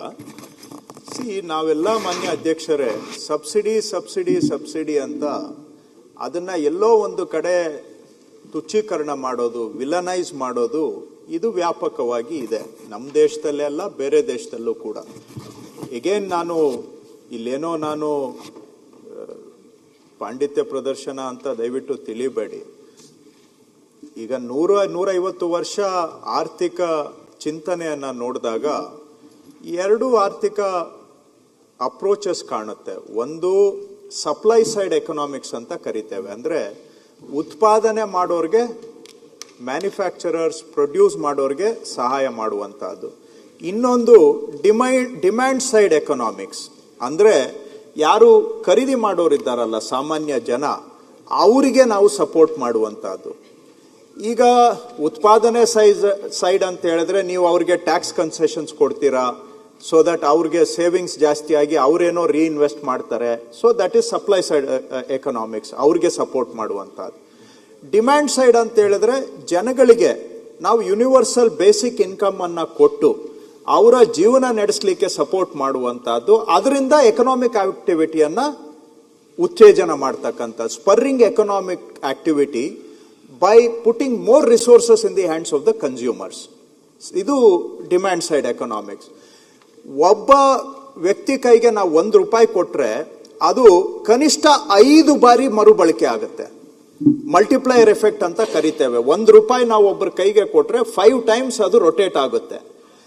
ಅದರಿಂದನೇ ಎಕನಾಮಿಕ್ ಆಕ್ಟಿವಿಟಿ ಬೆಳೆಯುತ್ತೆ. ಹೇಗೆ ಅಂದ್ರೆ 5 times ಅದು ಟ್ರಾನ್ಸಾಕ್ಷನ್ ಆದ್ರೆ ಅಷ್ಟು ಕನ್ಸಂಪ್ಷನ್ ಜಾಸ್ತಿ ಆಗುತ್ತೆ, ಬೇಡಿಕೆ ಜಾಸ್ತಿ ಆಗುತ್ತೆ, ಡಿಮ್ಯಾಂಡ್ ಜಾಸ್ತಿ ಆಗುತ್ತೆ. ಡಿಮ್ಯಾಂಡ್ ಜಾಸ್ತಿ ಆದಾಗ ಆಟೋಮ್ಯಾಟಿಕಲಿ ಅದು ಪ್ರೊಡಕ್ಷನ್ಗೂ ಕೂಡ ಬೂಸ್ಟ್ ಆಗುತ್ತೆ. ನೀವು ಡಿಮ್ಯಾಂಡ್ ಸೈಡ್ ಅನ್ನ ಸ್ಟ್ರೆಂಥನ್ ಮಾಡದೆ ಬರೀ ಸಪ್ಲೈ ಸೈಡ್ ಅವ್ರಿಗೆ ನೀವು ಏನೇ ಸಪೋರ್ಟ್ ಕೊಟ್ಟರು ಕೂಡ ಅಲ್ಟಿಮೇಟ್ಲಿ ಕನ್ಸ್ಯೂಮರ್ಸ್ ಬೇಕು, ಡಿಮ್ಯಾಂಡ್ ಇರಬೇಕು. ಸೊ ಹಾಗಾಗಿ ಈ ಸಬ್ಸಿಡಿ ಅಂತ ನಾವೇನ್ ಕರಿತೇವೆ, ಅದನ್ನ ನಾವು ಯಾರು ಬಾಟಮ್ ಆಫ್ ದ ಪಿರಮಿಡ್ ಇದ್ದಾರೆ ಸೊಸೈಟಿಯಲ್ಲಿ, ಯಾರು ದಿನನಿತ್ಯ ಜೀವನ ನಡೆಸಲಿಕ್ಕೆ ಕಷ್ಟಪಡ್ತಾ ಇದ್ದಾರೆ, ದುಡಿಮೆ ಮಾಡಿದ್ರೂ ಕೂಡ ಜೀವನ ಒಂದು ದಿನ ಬೆಳಿಗ್ಗೆಯಿಂದ ಸಂಜೆವರೆಗೆ ಕಳೀಲಿಕ್ಕೆ ಸಾಕಾಗ್ತಾ ಇಲ್ಲ ಅವ್ರಿಗೆ, ಅವರ ಕೈಗೆ ಕೊಡೋದ್ರಿಂದ ಏನಾಗುತ್ತೆ, ನಾವು ಕೊಡುವಂತ ಪ್ರತಿಯೊಂದು ರೂಪಾಯಿಯೂ ಕೂಡ ನಾಳೆ ಮಾರ್ಕೆಟ್ಗೆ ಎಂಟರ್ ಆಗುತ್ತೆ. ಯಾಕಂದ್ರೆ ಅವ್ರಿಗೆ ಸೇವಿಂಗ್ ಕೆಪಾಸಿಟಿ ಇಲ್ಲ. ನಾವು ಕೊಟ್ಟಿದ್ದ ದುಡ್ಡನ್ನ ತೆಗೆದು ಅಕೌಂಟ್ ಅಲ್ಲಿ ಇಟ್ಕೊಳಕ್ ಆಗಲ್ಲ, ಅವ್ರು ಖರ್ಚು ಮಾಡಲೇಬೇಕು. ಪ್ರತಿಯೊಂದು ದುಡ್ಡು ಕೂಡ it comes back into the economy. So ನಾವು ಅವ್ರ ಕೈಗೆ ಕೊಡ್ತಾ ಇರೋದು ಎಕನಾಮಿಕ್ ಆಕ್ಟಿವಿಟಿಯನ್ನ ಮತ್ತೆ ಸ್ಟ್ರೆಂಥನ್ ಮಾಡುತ್ತೆ, ಸ್ಪರ್ ಮಾಡುತ್ತೆ, ಅದರಿಂದ ಎಕಾನಮಿ ಸಸ್ಟೈನ್ ಆಗುತ್ತೆ. ಸೊ ಇದು ಹಳೇದು 100 ವರ್ಷ ಹಿಂದೆ ಕೈನ್ಸಿಯನ್ ಎಕನಾಮಿಕ್ಸ್. ಇದು ಎಲ್ಲೆಲ್ಲಿ ಯಾವ್ಯಾವ ದೇಶದಲ್ಲಿ ಡಿಪ್ರೆಷನ್ ಆಗಿದೆ ಆ ಎಲ್ಲಾ ದೇಶಗಳು ಕೂಡ ಈ ಡಿಮ್ಯಾಂಡ್ ಸೈಡ್ ಅನ್ನ ಸ್ಟ್ರೆಂಥನ್ ಮಾಡಿ ಅದರ ಮುಖಾಂತರ ಡಿಪ್ರೆಷನ್ ಇಂದ ಹೊರಗೆ ಬಂದಿದ್ದಾರೆ. So it is a sure short economic approach for economic growth. So ನಾವು ಮಾಡ್ತಾ ಇರೋದನ್ನ ದಯವಿಟ್ಟು ಪಾರ್ಟ್ ಆಫ್ ಇಟ್ ಸಬ್ಸಿಡಿ ಅಂತ ಕರೀರಿ, ನಾನು ಅದ್ರ ಬಗ್ಗೆ ತಕರಾರಿಲ್ಲ. ಆದ್ರೆ ಹೋಲಿಸ್ಟಿಕಲಿ ಅರ್ಥ ಮಾಡ್ಕೊಳ್ಳುವಾಗ ಇಟ್ ಈಸ್ ಬಡವರ ಕೈಗೆ ದುಡ್ಡು ಕೊಟ್ರೆ ಅದು ನೇರವಾಗಿ ಮಾರ್ಕೆಟ್ಗೆ ಎಂಟರ್ ಆಗುತ್ತೆ, ಮಾರ್ಕೆಟ್ ಆಕ್ಟಿವಿಟಿ ಬೆಳೆಯುತ್ತೆ, ಮಾರ್ಕೆಟ್ ಆಕ್ಟಿವಿಟಿ ಜಾಸ್ತಿ ಆದ್ರೆ ಎಕಾನಮಿ ತಾನಾಗಿ ವೃದ್ಧಿ ಆಗುತ್ತೆ. ಎಕನಾಮಿಕ್ ಡಿಮ್ಯಾಂಡ್ ಬಂದಾಗ ಸಪ್ಲೈ ಮಾಡೋರು ಬಂದೇ ಬರ್ತಾರೆ. ನೀವು ಉದ್ಯಮಿಗಳಿಗೆ ಟ್ಯಾಕ್ಸ್ ಬ್ರೇಕ್ ಕೊಟ್ಟು ಅವ್ರು ಸೇವಿಂಗ್ ಮಾಡಿದ್ರೆ ಎಲ್ಲಿ ಡಿಮ್ಯಾಂಡ್ ಇಲ್ಲದೆ ಇದ್ರೆ ಅವ್ರು ರೀಇನ್ವೆಸ್ಟ್ ಮಾಡ್ತಾರಾ? ಫ್ಯಾಕ್ಟ್ರಿ ಸೆಟಪ್ ಮಾಡ್ತಾರ? ಫ್ಯಾಕ್ಟ್ರಿ ಸೆಟಪ್ ಮಾಡಬೇಕಾದ್ರೆ ಡಿಮ್ಯಾಂಡ್ ಇರಬೇಕಲ್ಲ ಫಸ್ಟ್. ಸೊ ಡಿಮ್ಯಾಂಡ್ ಇದ್ದಿದ್ದ ಕಡೆ ಆಟೋಮ್ಯಾಟಿಕಲಿ ಇನ್ವೆಸ್ಟ್ಮೆಂಟ್ ಬರುತ್ತೆ, ಪ್ರೊಡಕ್ಷನ್ ಹೆಚ್ಚಾಗುತ್ತೆ. ಇದು ದಿಸ್ ಇಸ್ ಅವರ್ ಅಪ್ರೋಚ್. ನಾನು ಸುರೇಶ್ ಕುಮಾರ್ 5 ನಿಮಿಷ. ಅಧ್ಯಕ್ಷರು ಸುನಿಲ್ ಕುಮಾರ್ ಸಾರಿ. ಒಂದೇ ನಿಮಿಷ. ಕೃಷ್ಣ ಅವರು ಹೇಳ್ತಾ ಇದ್ರು ಈ ಗ್ಯಾರಂಟಿ ಸ್ಕೀಮ್ಗಳಿಗೆ ಹಣ ಕೊಡ್ತಾ ಇದ್ದೀರಿ, ಬಡವ್ರಿಗೆ ಹೋಗುತ್ತೆ, ಅದು ಮಲ್ಟಿಪ್ಲೈ ಆಗುತ್ತೆ ಅಂತ. ನೀವು ಸ್ಕೀಮ್ಸ್ ಕೊಡೋದ್ರ ಬಗ್ಗೆ ನಮ್ದೇನು ಅಬ್ಜೆಕ್ಷನ್ ಇಲ್ಲ. ಈಗ ರೈತರು ಕೊಡ್ತೀರಿ ಸ್ಕೀಮ್ಸ್, ಆಹಾರ ಉತ್ಪಾದನೆ ಜಾಸ್ತಿ ಆಗ್ತೈತೆ. ಯಾವುದೋ ಸ್ಮಾಲ್ ಸ್ಕೇಲ್ ಇಂಡಸ್ಟ್ರೀಸ್ಗೆ ನಾವು ಹೆಲ್ಪ್ ಮಾಡ್ತೀರಿ, ನಮ್ಮ ಇಂಡಸ್ಟ್ರಿಯಲ್ಲಿ ಗ್ರೋತ್ ಆಗುತ್ತೆ. ಈ ತರ ಗ್ರೋತ್ ಆಗುವಂತ ಕಡೆ ನಾವು ಕೊಡುವಂತ ಸಬ್ಸಿಡಿ ಅದು ನಮ್ಮ ರಾಜ್ಯದ ಬೆಳವಣಿಗೆಗೂ ಹೆಲ್ಪ್ ಆಗ್ತೈತೆ. ಆದ್ರೆ ನೀವು ಏನ್ ಹೇಳಿದ್ರೆ ಅದು ನಾವು ಯಾರಿಗೋ ಏನೋ ಬಡವರಿಗೆಲ್ಲ ಕೊಡ್ತಾ ಇದ್ದೀರಿ ಅಂತ. ಬೇಡ ಅಂತ ಹೇಳಲ್ಲ ನಾವು, ಕೊಡಬೇಡಿ ಅಂತ. ಒಂದು ಗಾದೆ ಇದೆ, ನೀವು ದಿನಾ ಒಬ್ಬರಿಗೆ ಮೀನ್ ಕೊಡೋದ್ ಬದಲು ಮೀನ್ ಹಿಡಿಯೋದನ್ನ ಕಲ್ಸ್ಕೊಡಿ ಅಂತ ಹೇಳಿರೋದು ಪೂರ್ವಿಕರು ನಮಗೆ. ದಿನಾ ಒಂದೊಂದು ಮೀನ್ ಕೊಟ್ಟು ಅವರು ನಿಮ್ಮನ್ನ ಡಿಪೆಂಡ್, ದಿನಾ ಬಂದು ನಿಮ್ಮ ಮನೆ ಬಾಗಿಲಲ್ಲಿ ನಿಂತ್ಕೊಬೇಕು. ಅವರು 2,000 ಕೊಡ್ತಾರೆ, 2,000 ಕೊಡ್ತಾರೆ. ಅದ್ರ ಬಿಟ್ಬಿಟ್ಟು ಆ ಮೀನ್ ಹಿಡಿಯೋದನ್ನ ಕಲ್ಸ್ಕೊಡಿ ಅಂತ ನಮ್ಮ ಪೂರ್ವಿಕರು ಹೇಳಿರೋದು. ಆ ತರದ ಒಂದು ಕೆಲಸವನ್ನ ಕೊಡ್ಬೇಕು ಅವ್ರಿಗೆ. ಅದು ಬಿಟ್ಬಿಟ್ಟು ನೀವು ಕೊಡ್ತೀನಿ ಅಂತ ಹೇಳಿದ್ರೆ ನೀವು ಡಿಪೆಂಡೆಂಟ್ ಮಾಡ್ತಾ ಇರ್ತೀರಾ. ಡಿಪೆಂಡೆಂಟ್ ಯಾರು? ಈಗ ವಿದ್ಯಾಭ್ಯಾಸ ಕೊಡಬೇಕು, ಹೆಲ್ತ್ ಕೊಡಬೇಕು, ನಮ್ ಸೆಕ್ಟರ್ಸ್ ಬಹಳ ಇದೆ. ಆರೋಗ್ಯ ಕೊಡಬೇಕು, ಎಲ್ಲಿ ಕೊಡ್ತಾ ಇದ್ದೀರಾ ನೀವು? ಆರೋಗ್ಯಕ್ಕೆ ಕಟ್ ಮಾಡಿದ್ದೀರಾ 30% ಹಣ ಕೊಡೋದನ್ನ. ಈಗ ವಿದ್ಯಾಭ್ಯಾಸಕ್ಕೆ ಕೊಡೋದು, ಎಜುಕೇಶನ್ಗೆ 20% ಕಟ್ ಮಾಡಿದ್ದೀರಾ ನೀವು. ನೀವೆಲ್ಲ ಈ ಯಾವ ಆಗುತ್ತೆ ಅಂತ. ನೀವು ಸ್ಕೀಮ್ಸ್ ಕೊಡೋದ್ರ ಬಗ್ಗೆ ನಮ್ದೇನು ಅಬ್ಜೆಕ್ಷನ್ ಇಲ್ಲ. ಈಗ ರೈತರು ಕೊಡ್ತೀರಿ ಸ್ಕೀಮ್ಸ್, ಆಹಾರ ಉತ್ಪಾದನೆ ಜಾಸ್ತಿ ಆಗ್ತೈತೆ. ಯಾವುದೋ ಸ್ಮಾಲ್ ಸ್ಕೇಲ್ ಇಂಡಸ್ಟ್ರೀಸ್ಗೆ ನಾವು ಹೆಲ್ಪ್ ಮಾಡ್ತೀರಿ, ನಮ್ಮ ಇಂಡಸ್ಟ್ರಿಯಲ್ಲಿ ಗ್ರೋತ್ ಆಗುತ್ತೆ. ಈ ತರ ಗ್ರೋತ್ ಆಗುವಂತ ಕಡೆ ನಾವು ಕೊಡುವಂತ ಸಬ್ಸಿಡಿ ಅದು ನಮ್ಮ ರಾಜ್ಯದ ಬೆಳವಣಿಗೆಗೂ ಹೆಲ್ಪ್ ಆಗ್ತೈತೆ.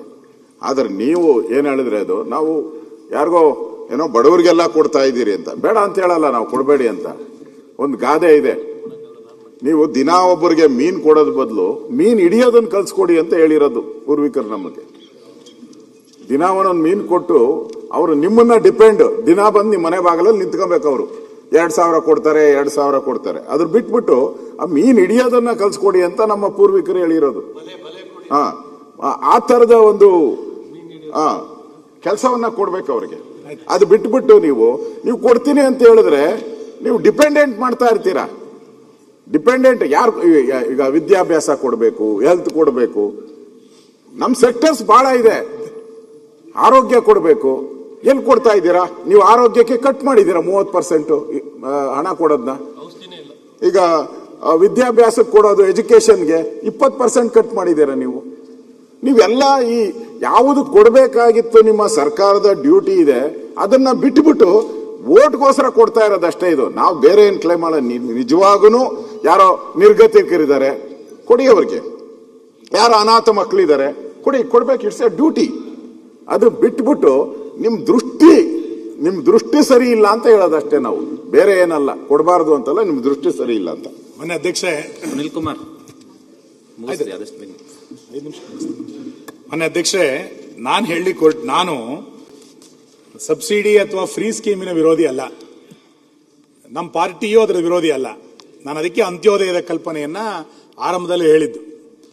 ನೀವು ಕಾಕಾ ಪಾಟೀಲಿಗೂ ಫ್ರೀ, ಮಾದೇವಪ್ಪಂಗೂ ಫ್ರೀ ಅಂತ ಹೇಳಿ ದೊಡ್ಡ ಲಾರ್ಜ್ ಸ್ಕೇಲ್ ಅನ್ನ ಮಾಡಿ ಏನು ಹೊರಟು ಇದ್ರ ಅದರ ಅವಾಂತರಗಳು ಬೇರೆ ಬೇರೆ ಕಡೆಗಳಲ್ಲಿ ಅದರ ರಿಫ್ಲೆಕ್ಟ್ ಆಗ್ತಾ ಇದೆಯಲ್ಲ. ಈ ಹಿನ್ನೆಲೆಯಲ್ಲಿ ರಾಜ್ಯವನ್ನ ಸಬ್ಸಿಡಿ ರಾಜ್ಯವನ್ನಾಗಿ ಮಾಡಬೇಡಿ, ರಾಜ್ಯವನ್ನ ಅವಕಾಶದ ರಾಜ್ಯವನ್ನಾಗಿ ಮಾಡಿ, ರಾಜ್ಯವನ್ನ ಅಭಿವೃದ್ಧಿ ರಾಜ್ಯವನ್ನಾಗಿ ಮಾಡಿ, ರಾಜ್ಯ ಸಬ್ಸಿಡಿ ರಾಜ್ಯ ಆಗಬಾರದು, ರಾಜ್ಯ ಸಾಧನೆಯ ರಾಜ್ಯ ಆಗಬೇಕು ಅಂತೇಳಿ ನಾನು ಹೇಳಲಿಕ್ಕೆ ಕೊಟ್ಟಿದ್ದು. ಆ ಹಿನ್ನೆಲೆಯಲ್ಲಿ 14% ಸಬ್ಸಿಡಿಗೆ ನಾವೇನು ಬಳಕೆ ಮಾಡ್ಕೊಳ್ತಾ ಇದ್ದೀವಿ, ಇದ್ರ ಬಗ್ಗೆ ಎಲ್ಲರೂ ಒಂದ್ಸರಿ ಮರುಚಿಂತನೆ ಮಾಡುವಂತ ಅಗತ್ಯತೆ ಇದೆ. ನೀವು ತಲಾ ಆದಾಯ ಉಳಿದೆಲ್ಲದೂ ಕೂಡ ತಲಾ ಆದಾಯದಲ್ಲಿ ಬೆಂಗಳೂರು ಎಷ್ಟು, ಗುಲ್ಬರ್ಗ ಎಷ್ಟು, ರಾಯಚೂರು ಎಷ್ಟು, ಇವೆಲ್ಲವೂ ಕೂಡ ಒಂದ್ಸರಿ ಚರ್ಚೆ ಆಗಬೇಕು. ಯಾಕೆಂತ ಹೇಳಿದ್ರೆ ನಂಜುಂಡಪ್ಪ ವರದಿ, ಗೋವಿಂದರಾಜ್ ವರದಿ ಇವೆಲ್ಲವೂ ಕೂಡ ಒಂದ್ಸರಿ ಚರ್ಚೆಗೆ ತೆಗೆದುಕೊಳ್ಳೋಣ, ಏನು ತೊಂದರೆ ಇಲ್ಲ. ಮನೆ ಅಧ್ಯಕ್ಷೆ, ನಾನು ಹೇಳಿಕೊಟ್ಟಿದ್ದು ಕೊನೆಯದು, ಆದ್ಯತಾ ವಲಯಗಳನ್ನ ಸರ್ಕಾರ ಯಾವ ರೀತಿ ಕಡೆಗಣಿಸ್ತಾ ಬರ್ತಾ ಇದೆ, ಅದರ ದೂರಗಾಮಿ ಪರಿಣಾಮಗಳು ಬೇರೆ ಬೇರೆ ಆಗುತ್ತೆ ಅಂತ ಈ ಹಿಂದೆನೂ ಕೂಡ ಉಲ್ಲೇಖ ಆಗಿತ್ತು. ನೀವು ಬೇರೆ ರಾಜ್ಯಗಳು ಶಿಕ್ಷಣ ಕ್ಷೇತ್ರಕ್ಕೆ ಎಷ್ಟು ಖರ್ಚು ಮಾಡ್ತಾ ಇದೆ, ಗ್ರಾಮೀಣ ಅಭಿವೃದ್ಧಿಗೆ ಬೇರೆ ರಾಜ್ಯಗಳು ಎಷ್ಟು ಖರ್ಚು ಮಾಡ್ತಾ ಇದೆ, ನಾವು ಎಷ್ಟು ಖರ್ಚು ಮಾಡ್ತಾ ಇದೀವಿ. ನೀವು ಬಜೆಟ್ನಲ್ಲಿ ಇಟ್ಟಂತ ಹಣ ಖರ್ಚಾಗದಲೇನೆ 3 ಬಜೆಟ್ನಲ್ಲಿ ಅದನ್ನೇ ಹೇಳ್ತಾ ಹೇಗೆ ಬಂದಿದ್ದೀರಿ. ನೀವು ಪ್ರಗತಿ ಪಥ, ಕಲ್ಯಾಣ ಪಥಗಳನ್ನ 2023 ಬಜೆಟ್ ಇಂದನೂ ಹೇಳ್ತಾ ಬಂದಿದ್ರಿ, ಇನ್ನೂ ಟೆಂಡರೇ ಆಗಲಿಲ್ಲ. KPSC ಸ್ಕೂಲ್ಗಳ ಬಗ್ಗೆ ನೀವು ಉಲ್ಲೇಖ ಮಾಡಿದ್ರಿ. KPSC ಸ್ಕೂಲ್ ಇವತ್ತಲ್ಲ, ಈ ಬಜೆಟ್ ಅಲ್ಲ, ಲಾಸ್ಟ್ 3 ಇಯರ್ಸ್ ಬಜೆಟ್ ಅಲ್ಲೂ ಕೂಡ ಹೇಳಿದ್ರಿ. ಇವತ್ತಿನ ತನಕ KPSC ಶಾಲೆಗಳು ಘೋಷಣೆ ಆಯ್ತು, KPSC ಶಾಲೆಗಳಿಗೆ ದುಡ್ಡಲ್ಲಿ ಕೊಟ್ಟಿದ್ದೀರಿ. ಯಾವ KPSC ಶಾಲೆಗಳ ಅನುದಾನ ಕೊಟ್ಟದ ಸ್ಟ್ರೆಂಥನ್ ಮಾಡಿದಿರಿ? ಯಾವ ಹೊಸ ಶಿಕ್ಷಕರ ನೇಮಕಾತಿ ಆಗಿದೆ? ಆರೋಗ್ಯ ಇಲಾಖೆಗೆ ಹೊಸ ವೈದ್ಯರ ನೇಮಕಾತಿಯೋ ಅಥವಾ ಹೊಸ ಹಾಸ್ಪಿಟಲ್ಗಳು ಎಲ್ಲಿ ಪ್ರಾರಂಭ ಆಗಿದೆ? ಆಸ್ಪತ್ರೆಗಳನ್ನ ಸ್ಟ್ರೆಂಥನ್ ಮಾಡಲಿಕ್ಕೆ ಸರ್ಕಾರ ಏನ್ ಕ್ರಮ ತಗೊಂಡಿದೆ?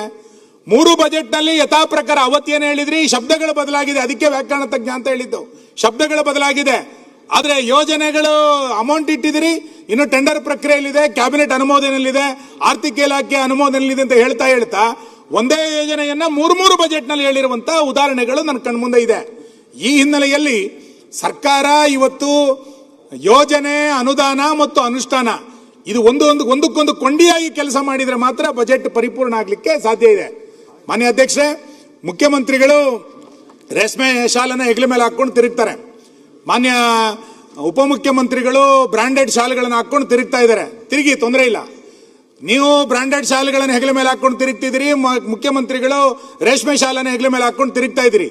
ರಾಜ್ಯದ ಜನರ ಹೆಗಲ ಮೇಲೆ ಸಾಲ ಹಾಕಿದ್ರಿ. 1,32,000 ಕೋಟಿ ಸಾಲವನ್ನ ರಾಜ್ಯ ಜನರ ಹೆಗಲ ಮೇಲೆ ಹಾಕಿ, ಈಗ ನಾನು ಅಭಿವೃದ್ಧಿ ಹೊಂದಿರುವಂತ ರಾಜ್ಯ ಅಭಿವೃದ್ಧಿ ಆಗುತ್ತೆ ಅಂತಂದ್ರೆ ಅದು ಹೆಂಗೆ ನಾವು ನಂಬಲಿಕ್ಕೆ ಸಾಧ್ಯ ಇದೆ? ಇದನ್ನ ಇವತ್ತು ಸರ್ಕಾರ ಸ್ಪಷ್ಟ ಮಾಡಬೇಕು ಅಂತ ಹೇಳ್ತಾ, ಕೊನೆಯದಾಗಿ ಪರಾಭವ ಸಂವತ್ಸರದಲ್ಲಿ ಈ ಬಜೆಟ್ನ ಅನುಮೋದನೆಯನ್ನು ನೀವು ಕೇಳ್ತಾ ಇದ್ದೀರಿ. ನಾಳೆ ಉತ್ತರ ಕೊಟ್ಟು ಈ ಬಜೆಟ್ಗೆ ಒಪ್ಪಿಗೆಯನ್ನು ಕೊಡಬೇಕು ಅಂತೇಳಿ ಸರ್ಕಾರ ಇವತ್ತು ಕೇಳಲಿಕ್ಕೆ ಹೊರಟಿದೆ. ನನಗನ್ಸೋದು, ಸದನ ಅನುಮೋದನೆ ಕೊಡೋದಕ್ಕಿಂತ ಮುಂಚೆನೆ ರಾಜ್ಯದ ಜನರ ದೃಷ್ಟಿಯಿಂದ ಈ ಬಜೆಟ್ ಪರಾಭವಗೊಂಡಿದೆ. ರಾಜ್ಯದ ವಿಶ್ವಾಸವನ್ನು ಗಳಿಸೋದ್ರಲ್ಲಿ ಈ ರಾಜ್ಯದ ಬಜೆಟ್ ಪರಾಭವಗೊಂಡಿದೆ. ನಿರುದ್ಯೋಗಿ ಯುವಕರ ಕನಸಿಗೆ ಇದು ಪರಾಭವಗೊಂಡಿದೆ. ದಲಿತರ ನಿರೀಕ್ಷೆಗಳು ಪರಾಭವಗೊಂಡಿದೆ. ಮಹಿಳೆಯರ ಆಶೋತ್ತರಗಳು ಪರಾಭವಗೊಂಡಿದೆ. ರೈತರ ಭರವಸೆಗಳು ಪರಾಭವಗೊಂಡಿದೆ. ಶಾಸಕರ ವಿಶ್ವಾಸವನ್ನು ಗಳಿಸೋದ್ರಲ್ಲಿ ಈ ಬಜೆಟ್ ಪರಾಭವಗೊಂಡಿರುವಂತದ್ದು. ಇವೆಲ್ಲವೂ ಬಿಡಿ, ರೈತರ ದೃಷ್ಟಿಯಿಂದ ಪರಾಭವ ಆಗಿದೆ, ಮಹಿಳೆಯರ ದೃಷ್ಟಿಯಿಂದ ಪರಾಭವ ಆಗಿದೆ, ಯುವಕರ ದೃಷ್ಟಿಯಿಂದ ಪರಾಭವ ಆಗಿದೆ, ದಲಿತರ ದೃಷ್ಟಿಯಿಂದ ಪರಾಭವ ಆಗಿದೆ, ಶಾಸಕರಿಂದ ಪರಾಭವ, ಎಲ್ಲದು ಬಿಡಿ, ಉಪಮುಖ್ಯಮಂತ್ರಿಗಳ ಪ್ರೀತಿ ಗಳಿಸೋದ್ರಲ್ಲೂ ಕೂಡ ಈ ಬಜೆಟ್ ಪರಾಭವಗೊಂಡಿರುವಂತದ್ದನ್ನು ನಾನು ನೋಡ್ಲಿಕ್ಕೆ ಸಾಧ್ಯ ಇರಲಿಲ್ಲ. ಇಂಥ ಪರಾಭವಗೊಂಡಿರುವಂತಹ ಬಜೆಟ್ ಅನ್ನ ಇಟ್ಕೊಂಡೇ ನೀವು ಹೋಗ್ತೀರಿ ಅಂತಾದ್ರೆ ಈ ಸದನ ಒಪ್ಪಿಗೆ ಆಗೋದಕ್ಕಿಂತ ಮುಂಚೆನೆ ಜನರಿಂದ ತಿರಸ್ಕಾರ ಆಗಿ ಪರಾಭವಗೊಂಡಿರುವಂತಹ ಬಜೆಟ್ ಇದು. ಈ ಪರಾಭವದ ಬಜೆಟ್ ಮುಂದಿನ ಉಪಚುನಾವಣೆಯಲ್ಲೂ ಕೂಡ ನಿಮಗೆ ಪರಾಭವ ಆಗುತ್ತೆ. ನೀವೇನ್ ಹೇಳ್ತಾ ಇದ್ರಿ, 2033 ನಾವೇ ಬಜೆಟ್ ಮಾಡ್ತೀವಿ ಅಂತ ಹೇಳ್ತಾ ಇದ್ರಿ. ಮುಂದಿನ ಚುನಾವಣೆಯಲ್ಲೂ ಕೂಡ ನಿಮಗೆ ಈ ಬಜೆಟ್ ಪರಾಭವಗೊಳಿಸುತ್ತೆ ಅನ್ನುವಂತ ಮಾತನ್ನು ಹೇಳಿ, ಈಗ ಸದನದ ಒಪ್ಪಿಗೆ ಇಲ್ಲ, ರಾಜ್ಯದ ಜನ ಇದನ್ನ ಪರಾಭವಗೊಳಿಸಾಗಿದೆ ಮಾತನ್ನು ಮುಗಿಸ್ತೇನೆ. ನಿಖರ ಸುದ್ದಿ, ಸದಭಿರುಚಿಯ ಕಾರ್ಯಕ್ರಮ. ನೀವು ನೋಡ್ತಾ ಇದ್ದೀರಾ ಕಹಳೆ ನ್ಯೂಸ್, ಸಮಾಜದ ಜಾಗೃತಿಗಾಗಿ ವಸ್ತುನಿಷ್ಠ ವರದಿ.